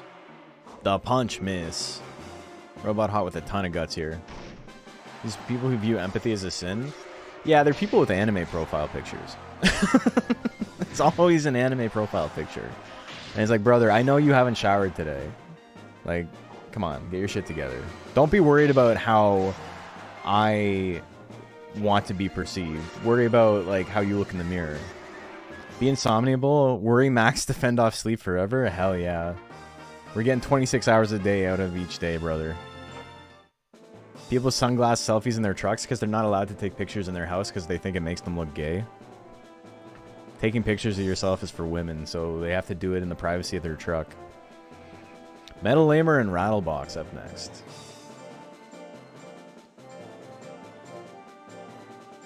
I don't like pathologizing people, but I think it's very funny to do so. It's really funny to come up with like fake reasons why people act the way they do.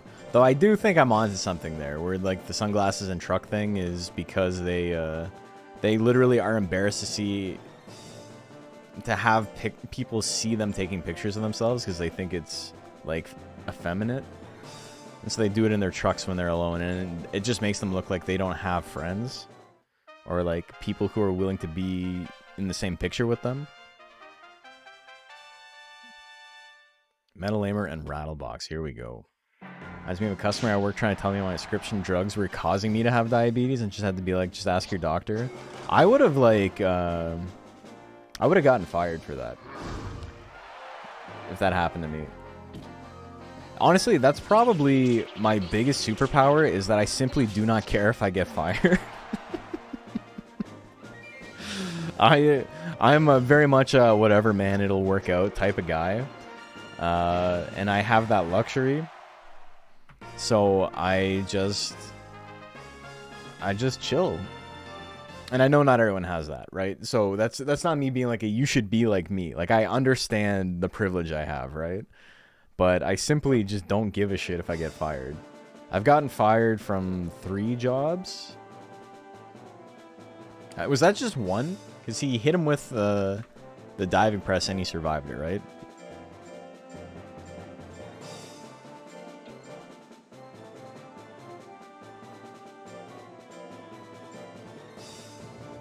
Really think he was just mentally cooked by Fox News? You're never going to believe anything I had to say on the contrary? I think the more cooked thing is just saying that shit in public. Like, thinking anybody cares. I don't know what it is about boomers and just having, like, political takes and just thinking everyone is going to agree with them. I think even the people who are, like, really far gone but are, like, 30 years old, don't want to get into, like, political shit most of the time because they at least have, like, an awareness that other people might disagree with them, and that's super embarrassing for them. It's super embarrassing for all of us. Be like, oh, I thought everyone agreed with me, and they don't.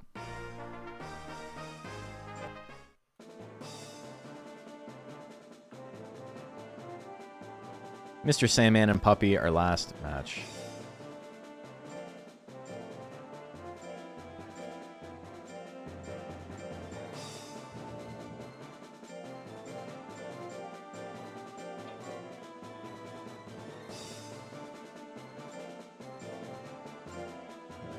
Like, I remember when the pandemic was, like, starting up, and we were doing, like, social distanced events. I was doing an event, and this DJ was talking about how he was doing COVID swabs every day because he didn't want to wear a mask. And I was like, that seems kind of stupid.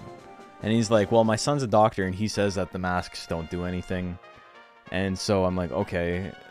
So, one, your son sounds like kind of a moron, or you didn't understand what he was telling you, which is, you know, both of them are fair. There's plenty of stupid doctors out there.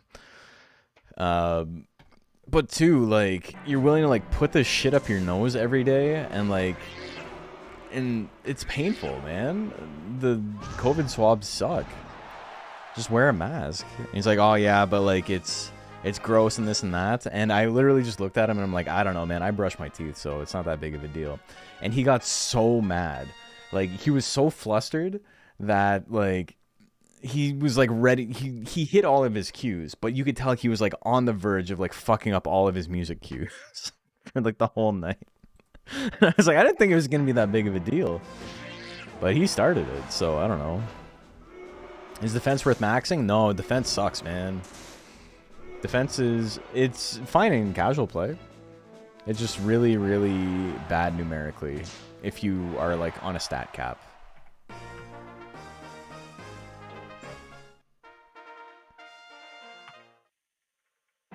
Defense can be good if your monster is really fat, because your monster gets a bonus to defense if they're fat, and at 800 defense, if your monster is as fat as possible, they will get an additional 200 defense. So it'll be effectively 1,000 defense if they have 800. We also do that for speed, though. If your monster's super skinny and they have 800 speed, it's effectively maxed 999. So that's why you see almost all of these builds have 800 speed and not more, because they just make their monster skinny, and then it gives them free speed.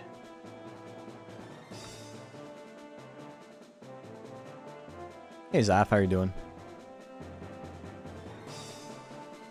Alright, that's the end of round 2. We got one more round of matches. This has been a really fun night. What can you say about the newer generation having lower IQ and EQ? Do you think that's true? I don't think the newer generation has lower emotional intelligence at all. I think that's an insane thing for anyone to try and justify. IQ is like, we all know IQ is stupid, right? The only people who care about IQ are people who score high on IQ tests as a means of, like, self-justification. Yeah, IQ is like, how well do you do in Western schooling, right? Literacy is down? I believe that. That's not surprising to me.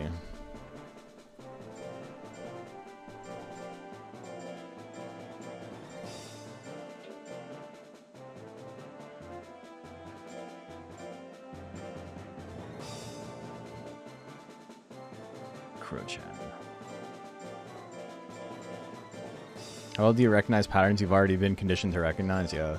And then it's like, it's weird how...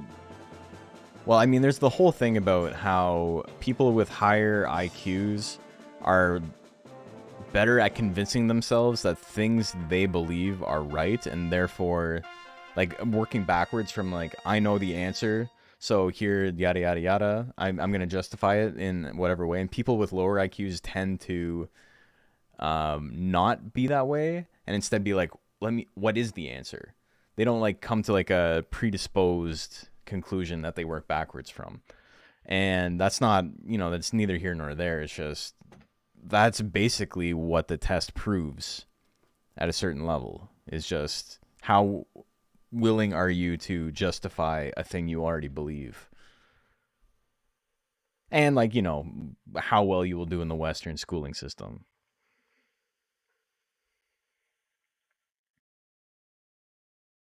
I have high fake brain number, and the best way to convince people, my friends, it means nothing, is to tell them my score. Honestly, man, same. I took one when I was young, and it got me put in a gifted class. And then I took it again when I was in high school, and it was higher. And I was like, there's no way this is true. I have so many friends who are smarter than me. I feel stupid as fuck sometimes. Like, I did not pass, like, I dropped out of calculus. I took 2 weeks of calculus, and I got like a 17% on the first test, and I was like, I'm gonna go spend my time making music, man. I'm not feeling this. It's not worth my time. I'm not gonna be a mathemagician. All right, Bat and Bug and Kurachan. Here we go. Both these monsters have won twice.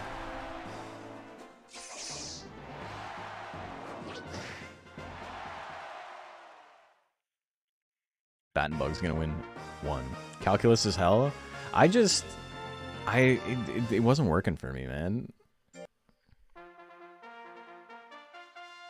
It's like me in advanced English. I always nailed all my English classes and stuff. I nailed all the humanities, all the soft sciences, and then I did pretty well in physics. It's just calculus specifically I was like really not into. I also remember I enjoy math as like a fun thing to do, right? But like I enjoy the problem solving aspect of it. But I remember in grade 12, I was taking calculus in the first week of school. I hadn't dropped out of it yet. And there was like a nationwide math test. And my teacher was like, anybody who's interested in this, you know, let me know and we'll do it. It doesn't count for anything, but it's just a fun thing to do. And I was like, yeah, okay, that sounds cool. I'll just spend a lunch hour doing that. And I remember going through it and just being like, I enjoy the problem solving, but I did so fucking bad. I think I finished like 70th percentile or something. Like I did really, really awful. And, you know, 138 IQ not not shining through on that at all. I don't know, man. That shit's not real. Maybe there's just a lot of distractions for students nowadays, and most students depend on AI now. Well, that obviously can't be helping, right?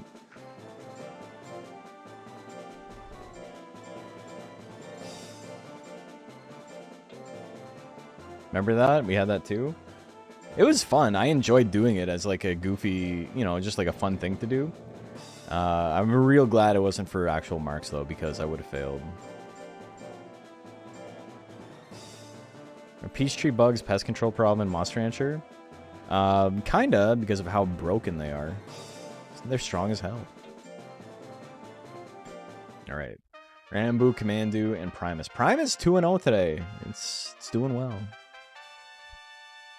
I need some amount of real-world applications to Keras. Statistics was rad. Calc was a joke.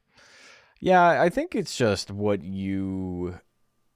Like you said, it's just what you value, right? It makes it easier to do certain things. Certain things click easier if it's something that you think is important. One thing I hear from my teacher friends is that kids these days live on summaries, answers, and just don't think critically. Best solution to answer is to be left alone. Yeah. I feel that. I remember one of my friends, in English, she was one of my like very good friends in fuck. I haven't spoken to her since I got married, really. Because she was dating my cousin at the time, and they broke up, and then that got weird and whatever. But I remember she was in my English class, and she had all these like insane insights to everything we read, and I was like, God damn, she is a genius. And then I realized she was just buying like the Cliff Notes and then just using Cliff Notes. She wasn't reading anything. The teacher never caught on, and I was like, oh, okay, cool. My bad for trying. But I really liked English, so it was fine. From what I understand, the biggest issue in newer generations in school is the parents haven't taken an active enough role in reinforcing learning. Yeah, I mean, you have to do it at home too, right? So I think that's a 2-0. We're gonna swang it.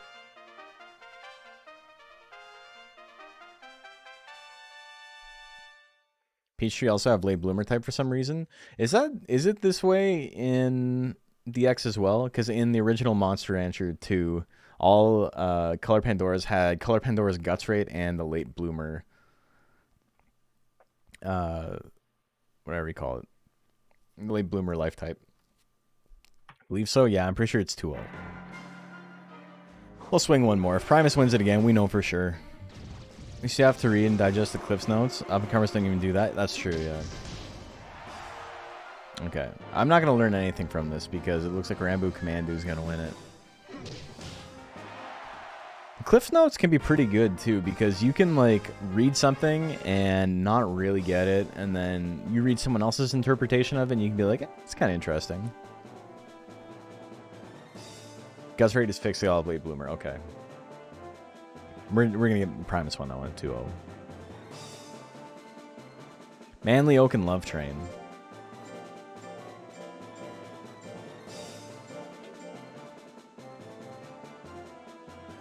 It's part of why I like 1 and 4. 1 and 3, really? Okay.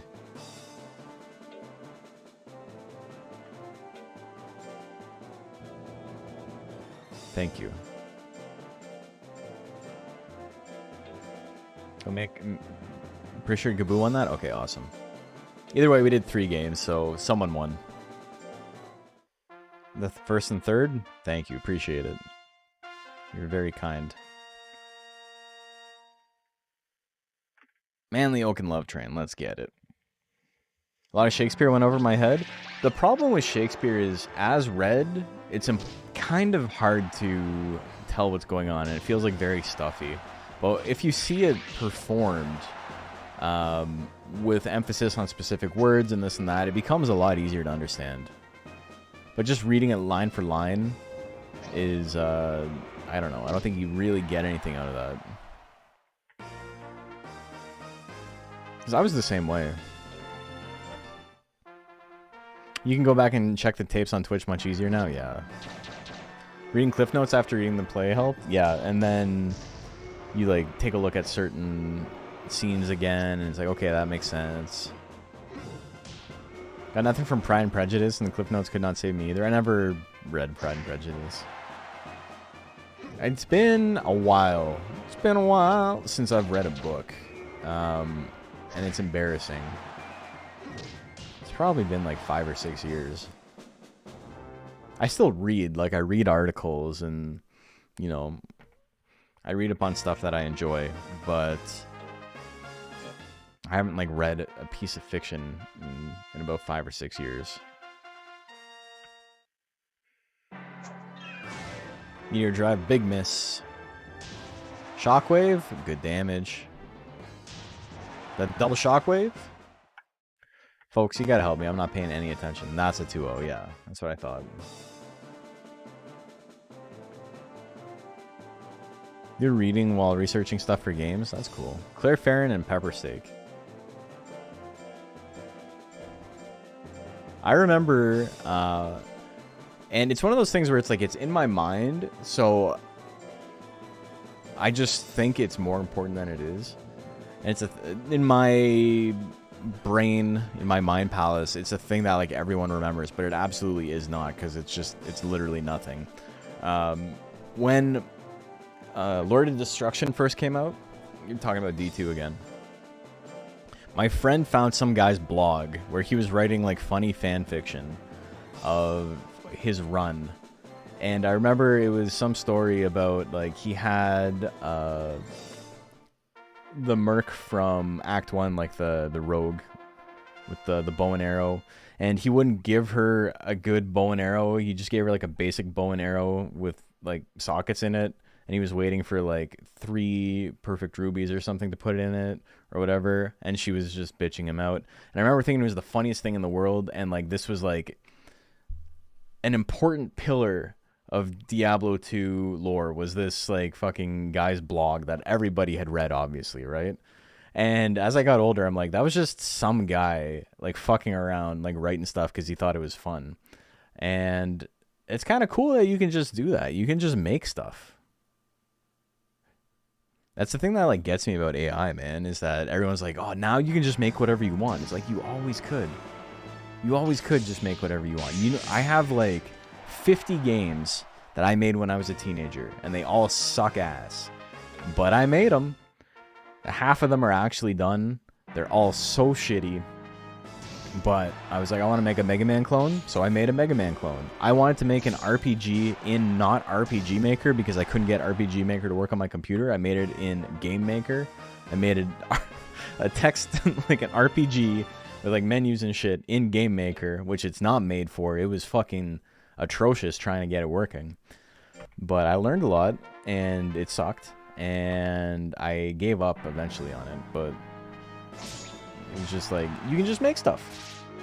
I made the intro to this stream, the animation. It was one of the first things I like edited for video.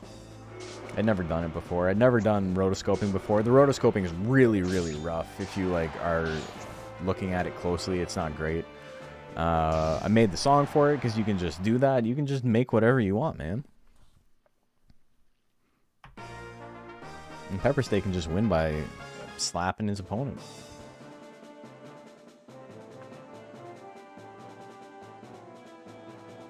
The Poop Man and Kavinsky. I tried D2R because I was too young and dumb to beat it when I played it. So, interesting thing. When you played it, did you play Lord of Destruction, or did you play base Diablo 2? There's a very important distinction. Because Diablo 2 1.0 is maybe one of the hardest video games that's ever existed. It's unreasonably difficult.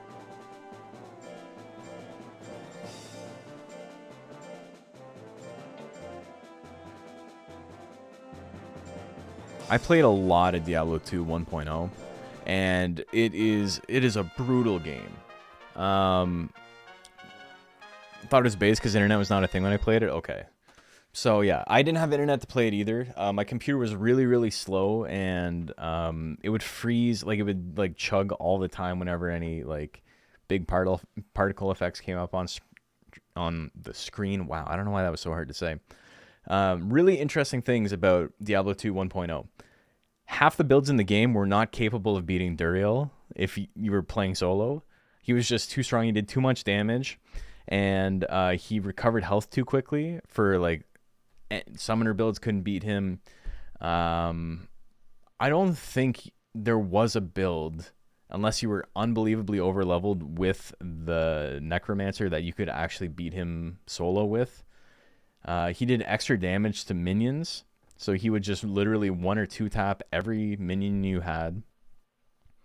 You could have gone, like, you could have been like level 18 and had like 17 points in Clay Golem or whatever, and he'd still 2-tap it. And additionally, you couldn't buy mana potions. So mana potions were extremely rare. You had to find them.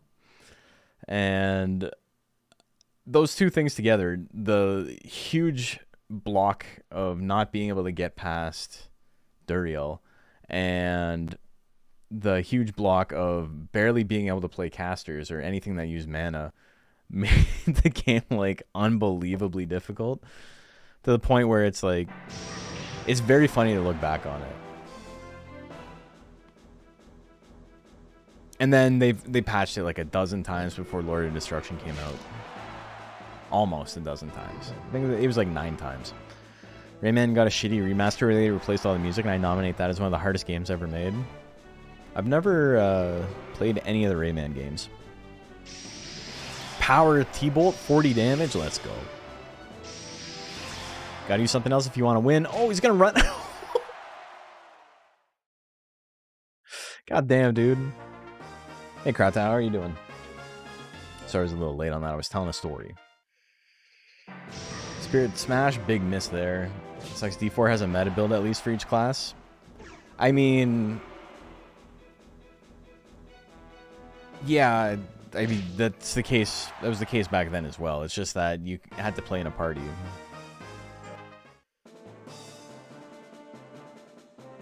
Kavinsky, I think, goes 3-0 on the day.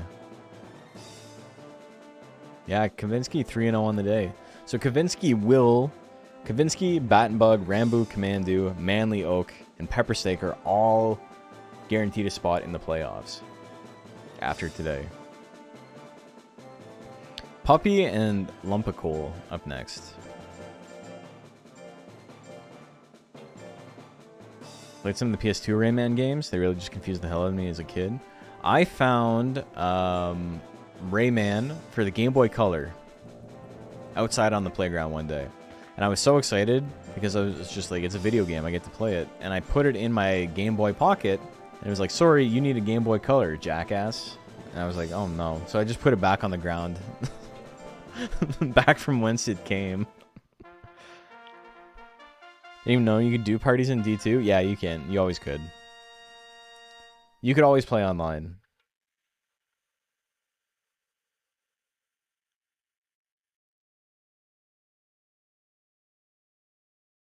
I returned the gift to the land. Yep. Returned to the earth. I should have like buried it in a mound, and it would have grown a Rayman. It would have grown me a Game Boy Color.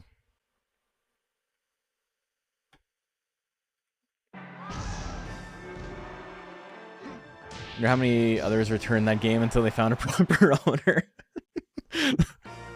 That's a pretty good like short story. I don't think it would be, but it's kind of a funny concept at least. It's a funny idea of like people keep finding the game but nobody has a Game Boy Color. Legend has it, it's still sitting there. Well, that schoolyard no longer exists. It's a parking lot, so they paved over Rayman to put up a parking lot. Ooh, bop bop bop bop. Ooh, bop bop bop. Someone got squished game 1. Was it Puppy? Puppy got chop comboed, right? Nobody has a Game Boy Color is a nice title. Yeah, hell yeah. The opposite of a creepypasta, the game that just didn't get played. And it was super, it had hyper-realistic blood and all that, but no one will ever know. That's so funny, man. Imagine like Sonic EXE. It's like, yeah, I found this fucked up Sonic game, so I didn't play it. The end. I went and played a real Sonic game instead, and then nothing happened. Ooh, lump of coal. Gonna take that.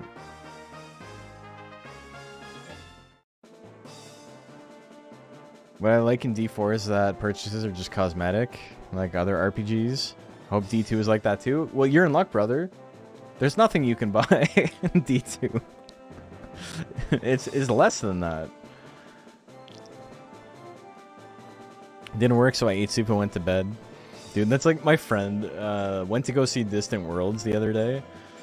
And I think I told this story on stream already, but Distant Worlds is the Final Fantasy live orchestral concert thing, right? My wife and I went and saw it like 12 years ago, 13 years ago. It was very cool. I wouldn't even know if I went now because I haven't played any new Final Fantasy game since 12 years ago. But he's like, yeah, I bought a vinyl, so now I have like an orchestral like double vinyl of Distant Worlds, and all my friends and I are like, this fucking idiot bought Final Fantasy on vinyl. That shit doesn't even fit in your PlayStation. You got scammed, brother. That shit's bootleg as hell. And so that's just been like a running joke now. It's like, this bro bought Final Fantasy on vinyl. It's not even real. Was it good? Yeah, it was great.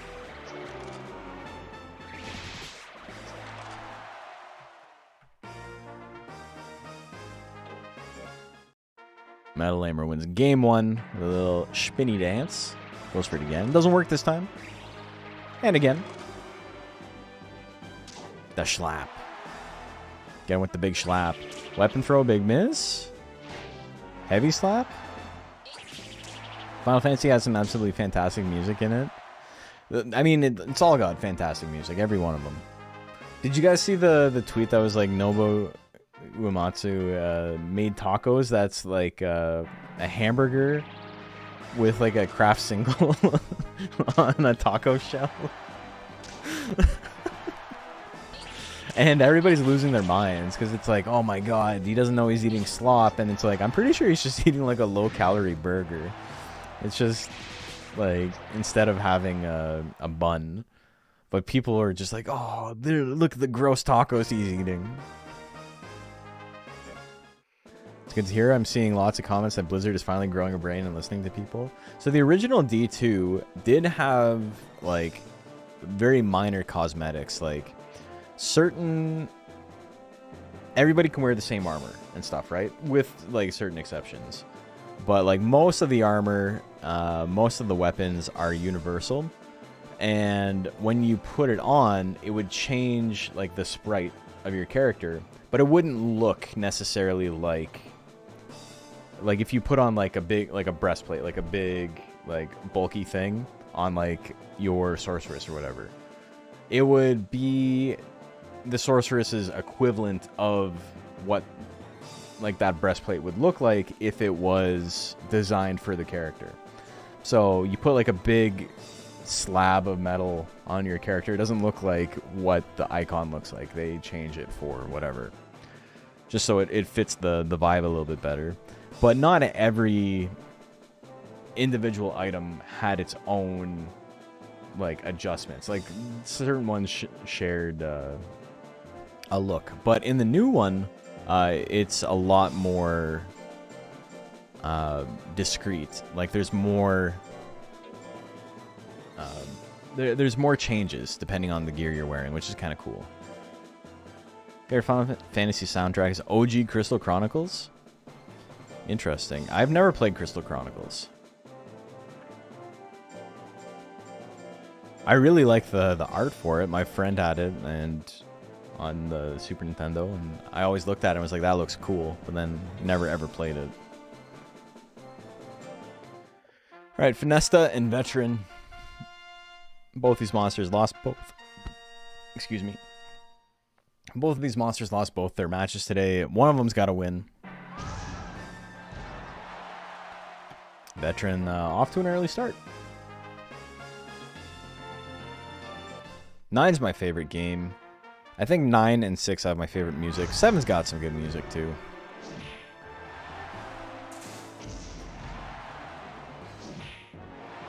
Nine being kind of like a return to form, like, okay, we did a couple of modern ones. We're going back to the classic vibes of Final Fantasy.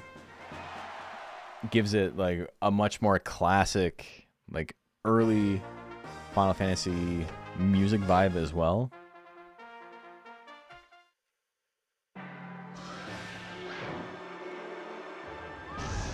Like to the point where the fanfare when you win the da da da da da da da da ba ba ba ba da da da da bum bum bum bum bum.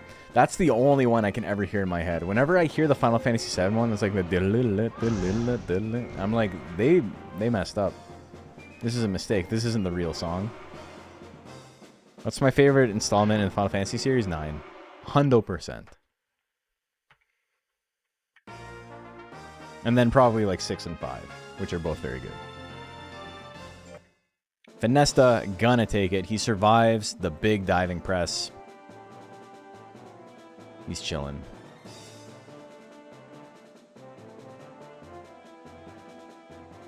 No, wait, he didn't win that, right? Because he had 1 life left. Did he lose it? Yeah, he lost it. Oh no, he didn't have enough life.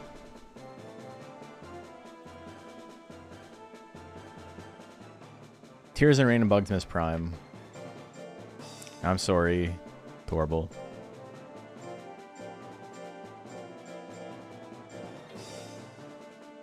Fellow 9 enjoyer, hell yeah. It's super fucking nerdy and corny and whatever, but my first dance was to Melody of Life, which is, you know, super weeb, especially for a guy who's not like into a lot of weeby stuff.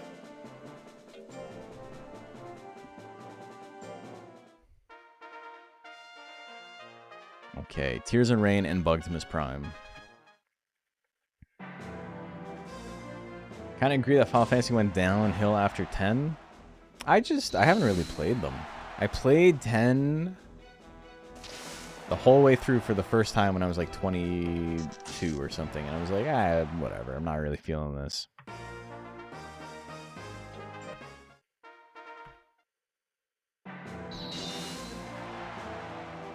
It was very funny to see like the laughing scene and realize the context it was in and that I had been lied to all this time. And it's not bad voice acting. It's a guy doing a bad voice on purpose.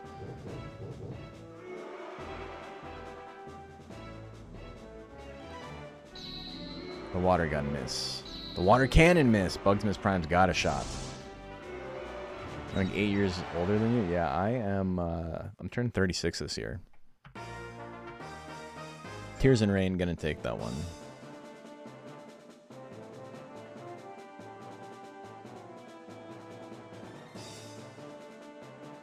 I mean, Final Fantasy X came out when I was 11.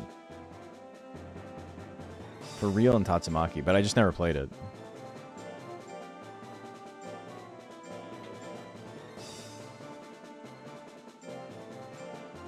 Oh wait, this one doesn't matter because Tatsumaki is not in it. That's a buy for real. Hisoka and Korra. Not sure if it went down as a proper term, but Final Fantasy games after 10 kind of feel different. I would say 10 feels different too, honestly. ATB going away is like a pretty big change.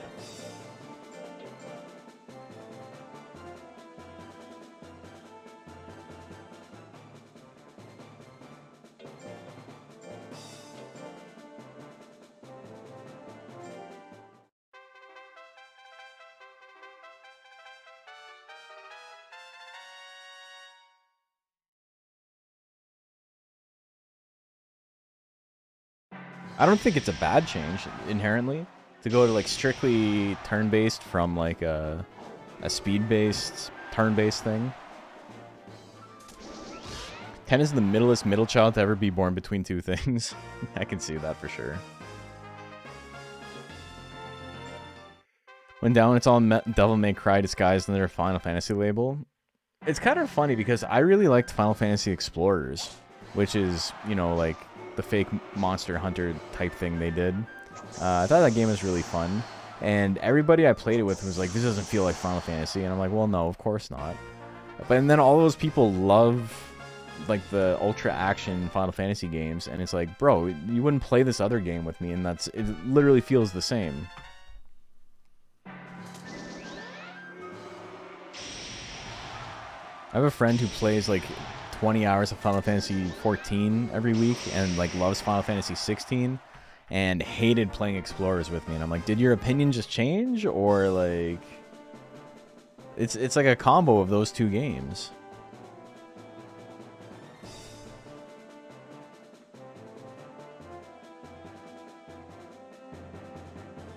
SR Dawn and Claw Lob are up next. Final Fantasy made its name by changing up JRPG formulas. Yeah, it not being strictly turn-based, like the Dragon Quests and the other games before it, and having like a time element is really, really important. The history, at least. Explorer is pretty fun. I really liked Explorers. It was just so funny how lopsided the power level on the classes were. Like, it was not balanced. But I played some of the goofy, shitty classes. Like, I played Geomancer a lot. I played Beastmaster. And they're both super fun, even if they were bad. And I had, like, better clear times than my friends. So I was like, I wasn't... I wasn't holding anyone back.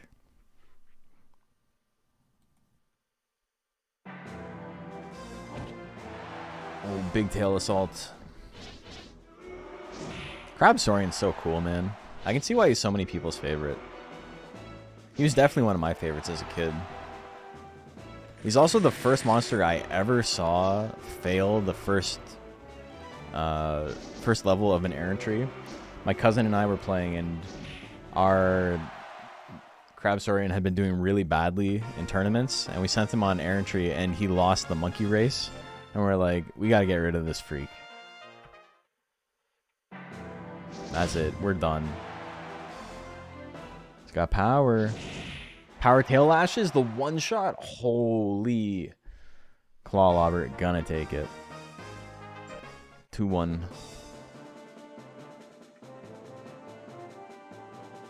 I think that's 2-1. It might be 1-1. Someone will yell at me. Ginger Snaps and Articuno V2 up next.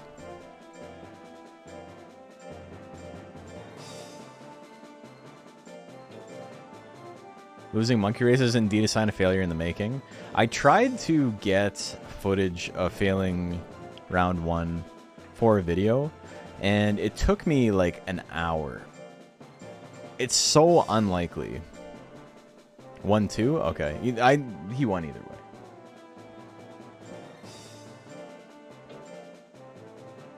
Failing tornadoes.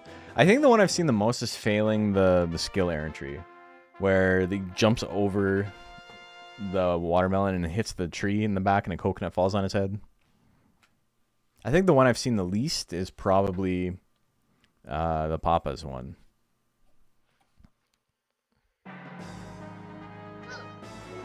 The ice slope.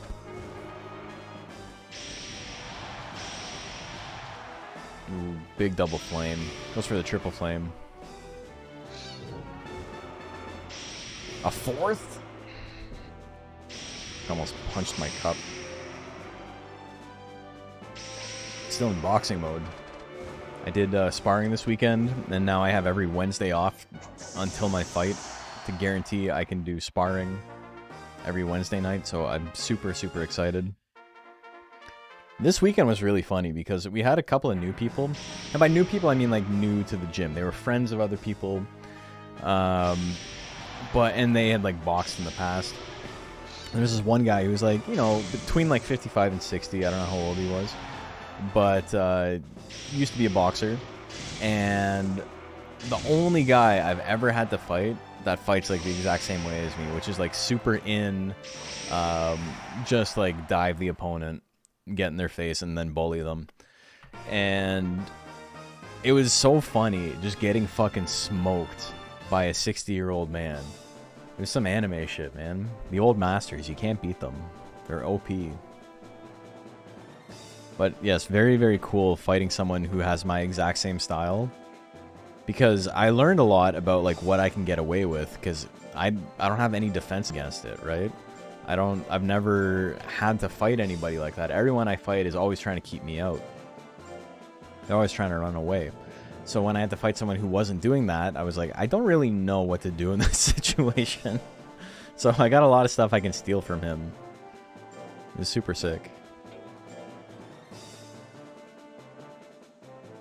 Skip the errantry in Korea just as they hit the bottom of the cliff. That one's great. I love that, yeah. I'd love to know which music projects I worked on. Also an engineer that plays Monster Rancher. There's a lot of stuff. Not a ton of studio stuff. Most of my studio stuff was like interning, and like I'm not credited on anything. But as far as like live recordings go, I used to work for a music magazine and called Exclaim, which was Canada's biggest music magazine. And when bands would tour through Toronto, they would stop by our offices and we would do a little live off the floor session, kind of like a super guerrilla Tiny Desk concert type of vibe, We usually only shot it with 2 or 3 mics into a small interface, doing super quick setup and teardown. Sometimes we'd do it like a music store or like at a skate park or whatever, in a back alley. And I've got a whole playlist of stuff I've worked on.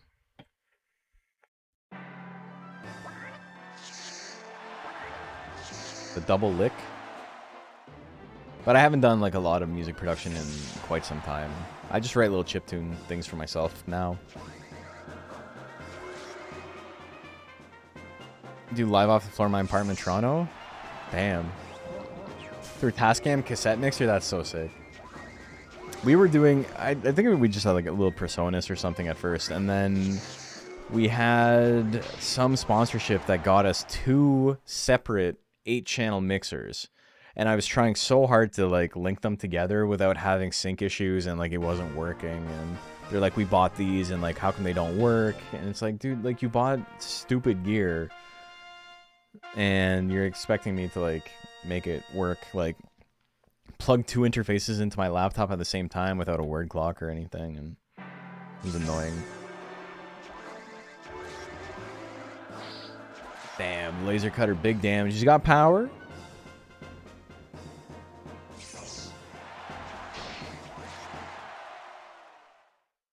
The heavy chopper going to game 3. Have some up on YouTube. A bunch of my stuff's up on YouTube. I've shared it before.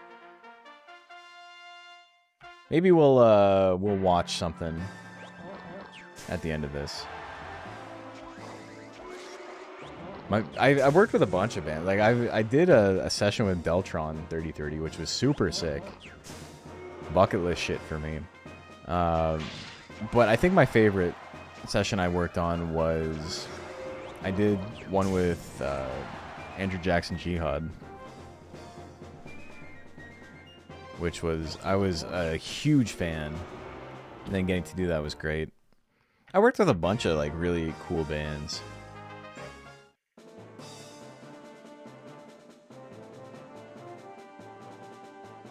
Honey Baby, man, gonna take that one 2-1.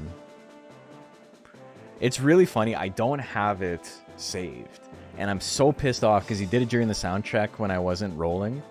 But he played 2 songs. He played, it was Christmas Island was the album that was touring. So he played Getting Naked and Playing with Guns, and the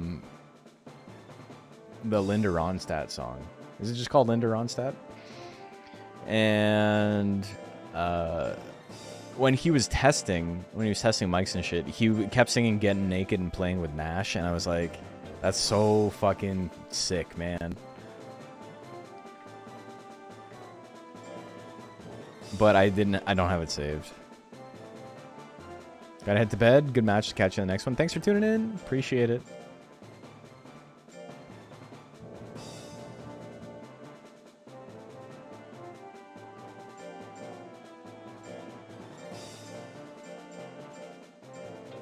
Gotta head to bed. It was great getting to catch one of these live. Yeah, it's 11 o'clock. It's getting late. We're almost there, though.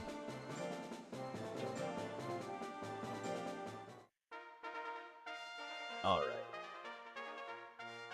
We're waiting for him like Sunfire. Wade's a cool dude.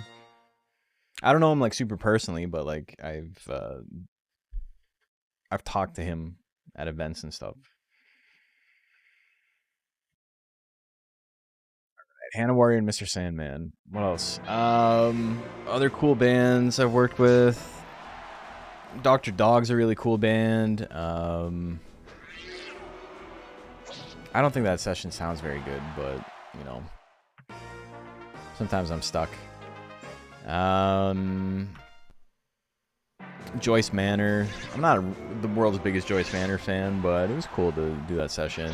Fiddler. All these bands that were like coming up in like the early 2010s, which is when I was doing this. Favorite monster, Suezo? Suezo's pretty sick. Bahamas. I think that session is probably my best sounding session. I met Joey Cape from Lagwagon.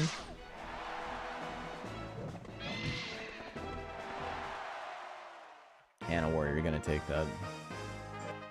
The one session I'm so pissed off about is they did it last minute and they didn't hire me for it because they had no budget left for that month to hire me to do sessions.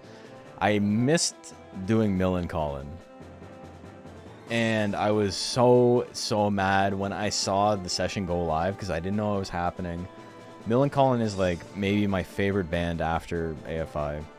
And I was so dejected because I was like, I know it would have set a bad precedent for me working for free, but I would have easily done the session for free to meet Nikola Sharchik. Like, just... so sad. So I've never met him. But there's an Exclaim session with Nicola from Millencolin that I'm not part of. Got any secret mix tips? In terms of what?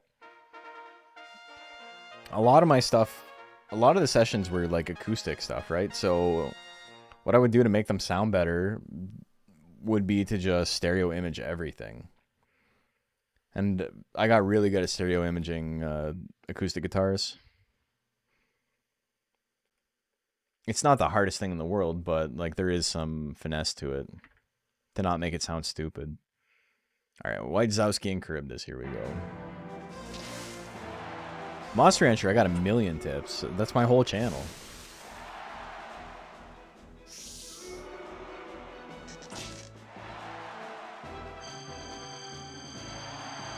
Tips on tips on tips. It's like a gay porno in here. We got splash damage. Charybdis gonna take it.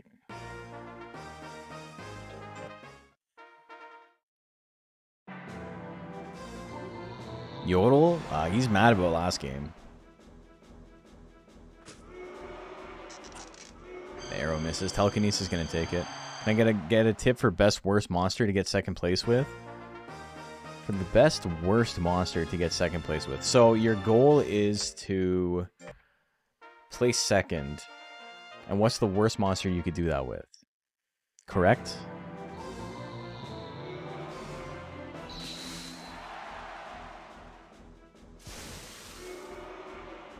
I always forget Charybdis has Cold Geyser. Cold Geyser is one of the funniest moves in the game, man. 11 force, but like 30 critical hit rate. So it often has 16 force. Yeah, sure. Mochi. Use Geist. Getting top 8 at last Deluxe Cup? Was it top 8 or 9th? I think he might have gotten 9th. With a stupid Mochi. It was just a mana reskinned to be an invalid. Or an invalid. I don't know why I said it like that. Oops. I'm gonna get canceled. Billy Stylish and Misfortune. I'm getting close to the end here. There's also some like other big artists I had worked with that I didn't know who they were at the time. Like I didn't know who Glenn Hansard was when I recorded him. I didn't know he was, you know, a big name. I just thought he was a nice guy. He was fun to work with. Yeah, it's the Mochi Gal. Mochi Ghost, but yeah.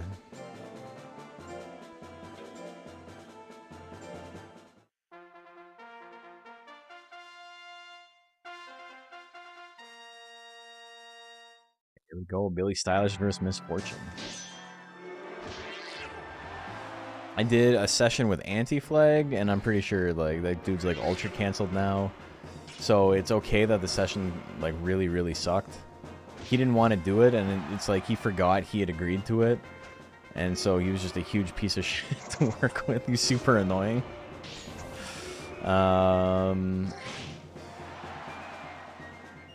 Bunch of like local, like small time punk bands that were super fun.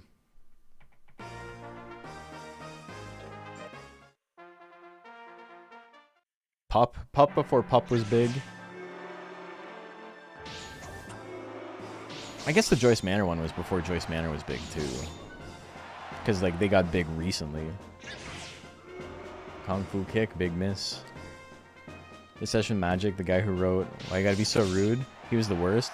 Yeah, my wife went to school with him, and he was a huge asshole.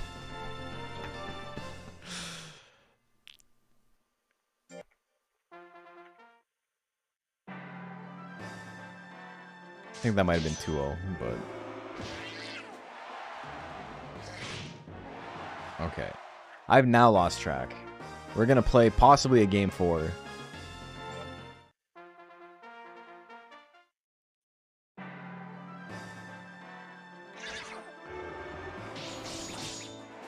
Dash slash. The nice thing about it being round 3 is this won't affect seeding for the next round. I can always just go back if I fucked up. Made me get him solid across Toronto and he didn't touch it. Yeah. It's kind of the vibe. Alright, Billy Stylish with the win. We'll call that a 2-1. O'Malley and Sierra mistake.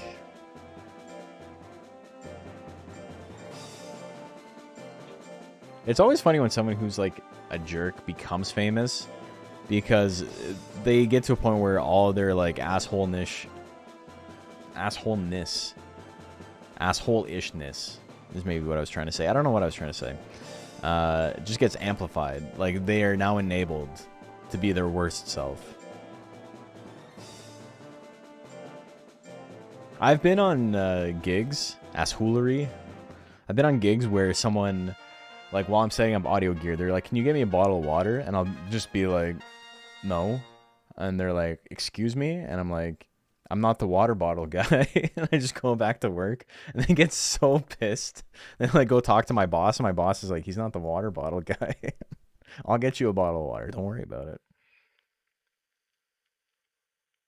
Remember, I'm not going to say who it was, but we had someone who did that, and my boss is like, "I'll get you water. Don't worry about it." And then they're like, "Well, that's not the point." And he's like, "Is the point that you want to be angry or that you want a bottle of water?" And they were like ready to leave the session because he said that. And then he's like, think about it. Come on. Don't be stupid.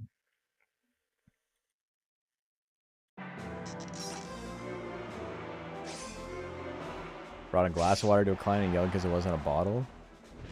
I've had more people like that working like in live events than I did when I was working specifically in sessions, like recording sessions, but on average the clients now are much better than bands were. I'm real happy I don't have to work with bands anymore. Every now and then I get a client that's like, "This is the worst person I've ever met in my life," but it wasn't like every day there was a 40% chance. Now it's like a 5% chance.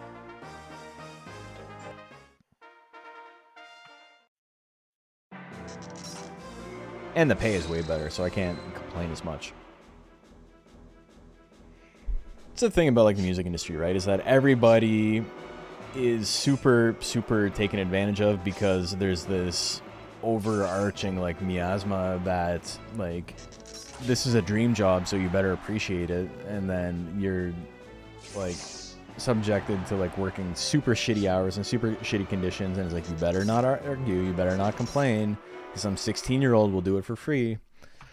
I'm very glad to be out of that. Sierra mistake, gonna take that one very quick 2-0. Crunchberry and Marzia, our second last match of the night.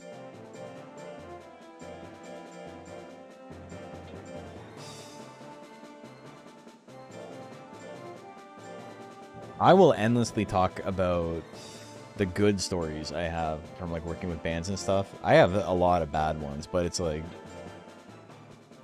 what's the point? What's the point of outing them? Unless they're like especially heinous, in which case I will have no problem doing it. But if they're just being like kind of shitty, I'm just kind of like, whatever. What instruments do I play? I play bass and guitar. Got... It's always just off camera. I'm a 5-string sound gear.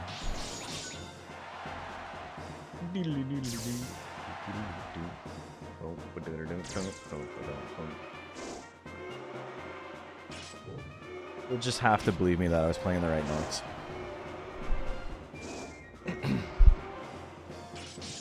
Slash combo with 7 seconds left to do 15 damage. You love to see it.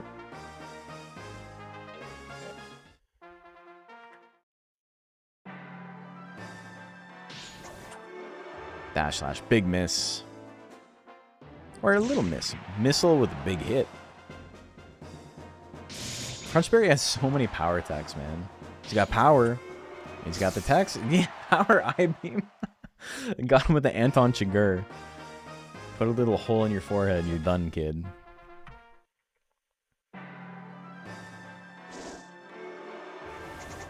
That twister slash miss. The million stabs hits. Puts him in the slot 3 though. Time for some I-beams. The double I-beam misses the second one.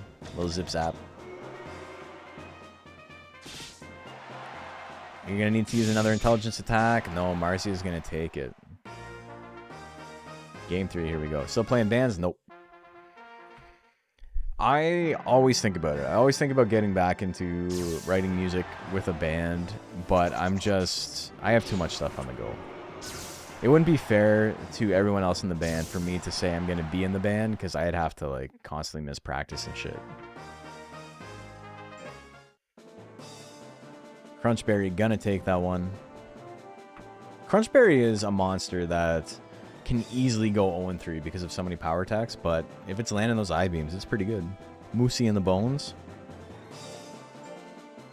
Moosey and the Moosey cats.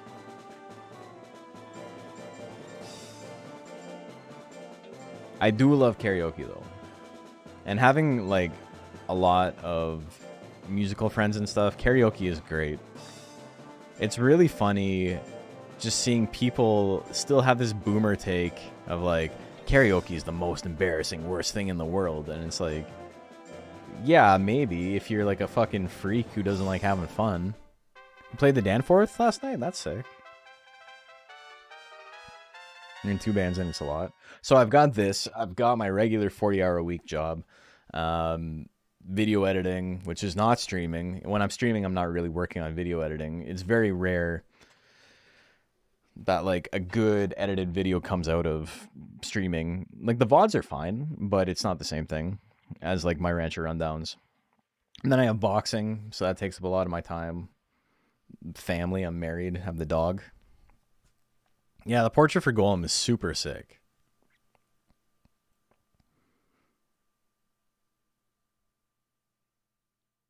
I do like how this like vapor trail thing for the eye, like the light trail, is literally just like a brush with like 50% opacity, right?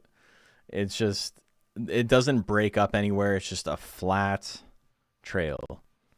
And it looks pretty good. They're from a generation that never shows weakness as opposed to everyone else who exists in a state of perpetual weakness and fears nothing about karaoke. Hell yeah. I see it from like other millennials too, though. Like I've asked friends to go and they're like, karaoke, that's so fucking embarrassing. That's so cringe, dude. And it's like, cool, man. I'm going to go hang out with my friends and get fucking wasted. You can hang out at home. Have fun. It's one thing if it's not your thing. I have friends who, like, I've invited them, they're like, nah, I'm not, it's not really my thing. And it's like, okay, no problem. But the people who are, like, dismissive of it are like, you might actually be a loser. Like, I might be finding out some things about my friends I didn't know before. Alright, so that's 1-1, I believe, right? Last match of the night. Here we go. Never seen that going before? It's the Durahan mix. The big brow hit miss. Brow hit miss again. The kick. Plant combo. Good damage. Doesn't kill though. Another one. Big miss there. Goes for another kick. He's got to land something. He's in trouble. Plant is super accurate up close. Hits the root combo to finish him off. He's going to win it.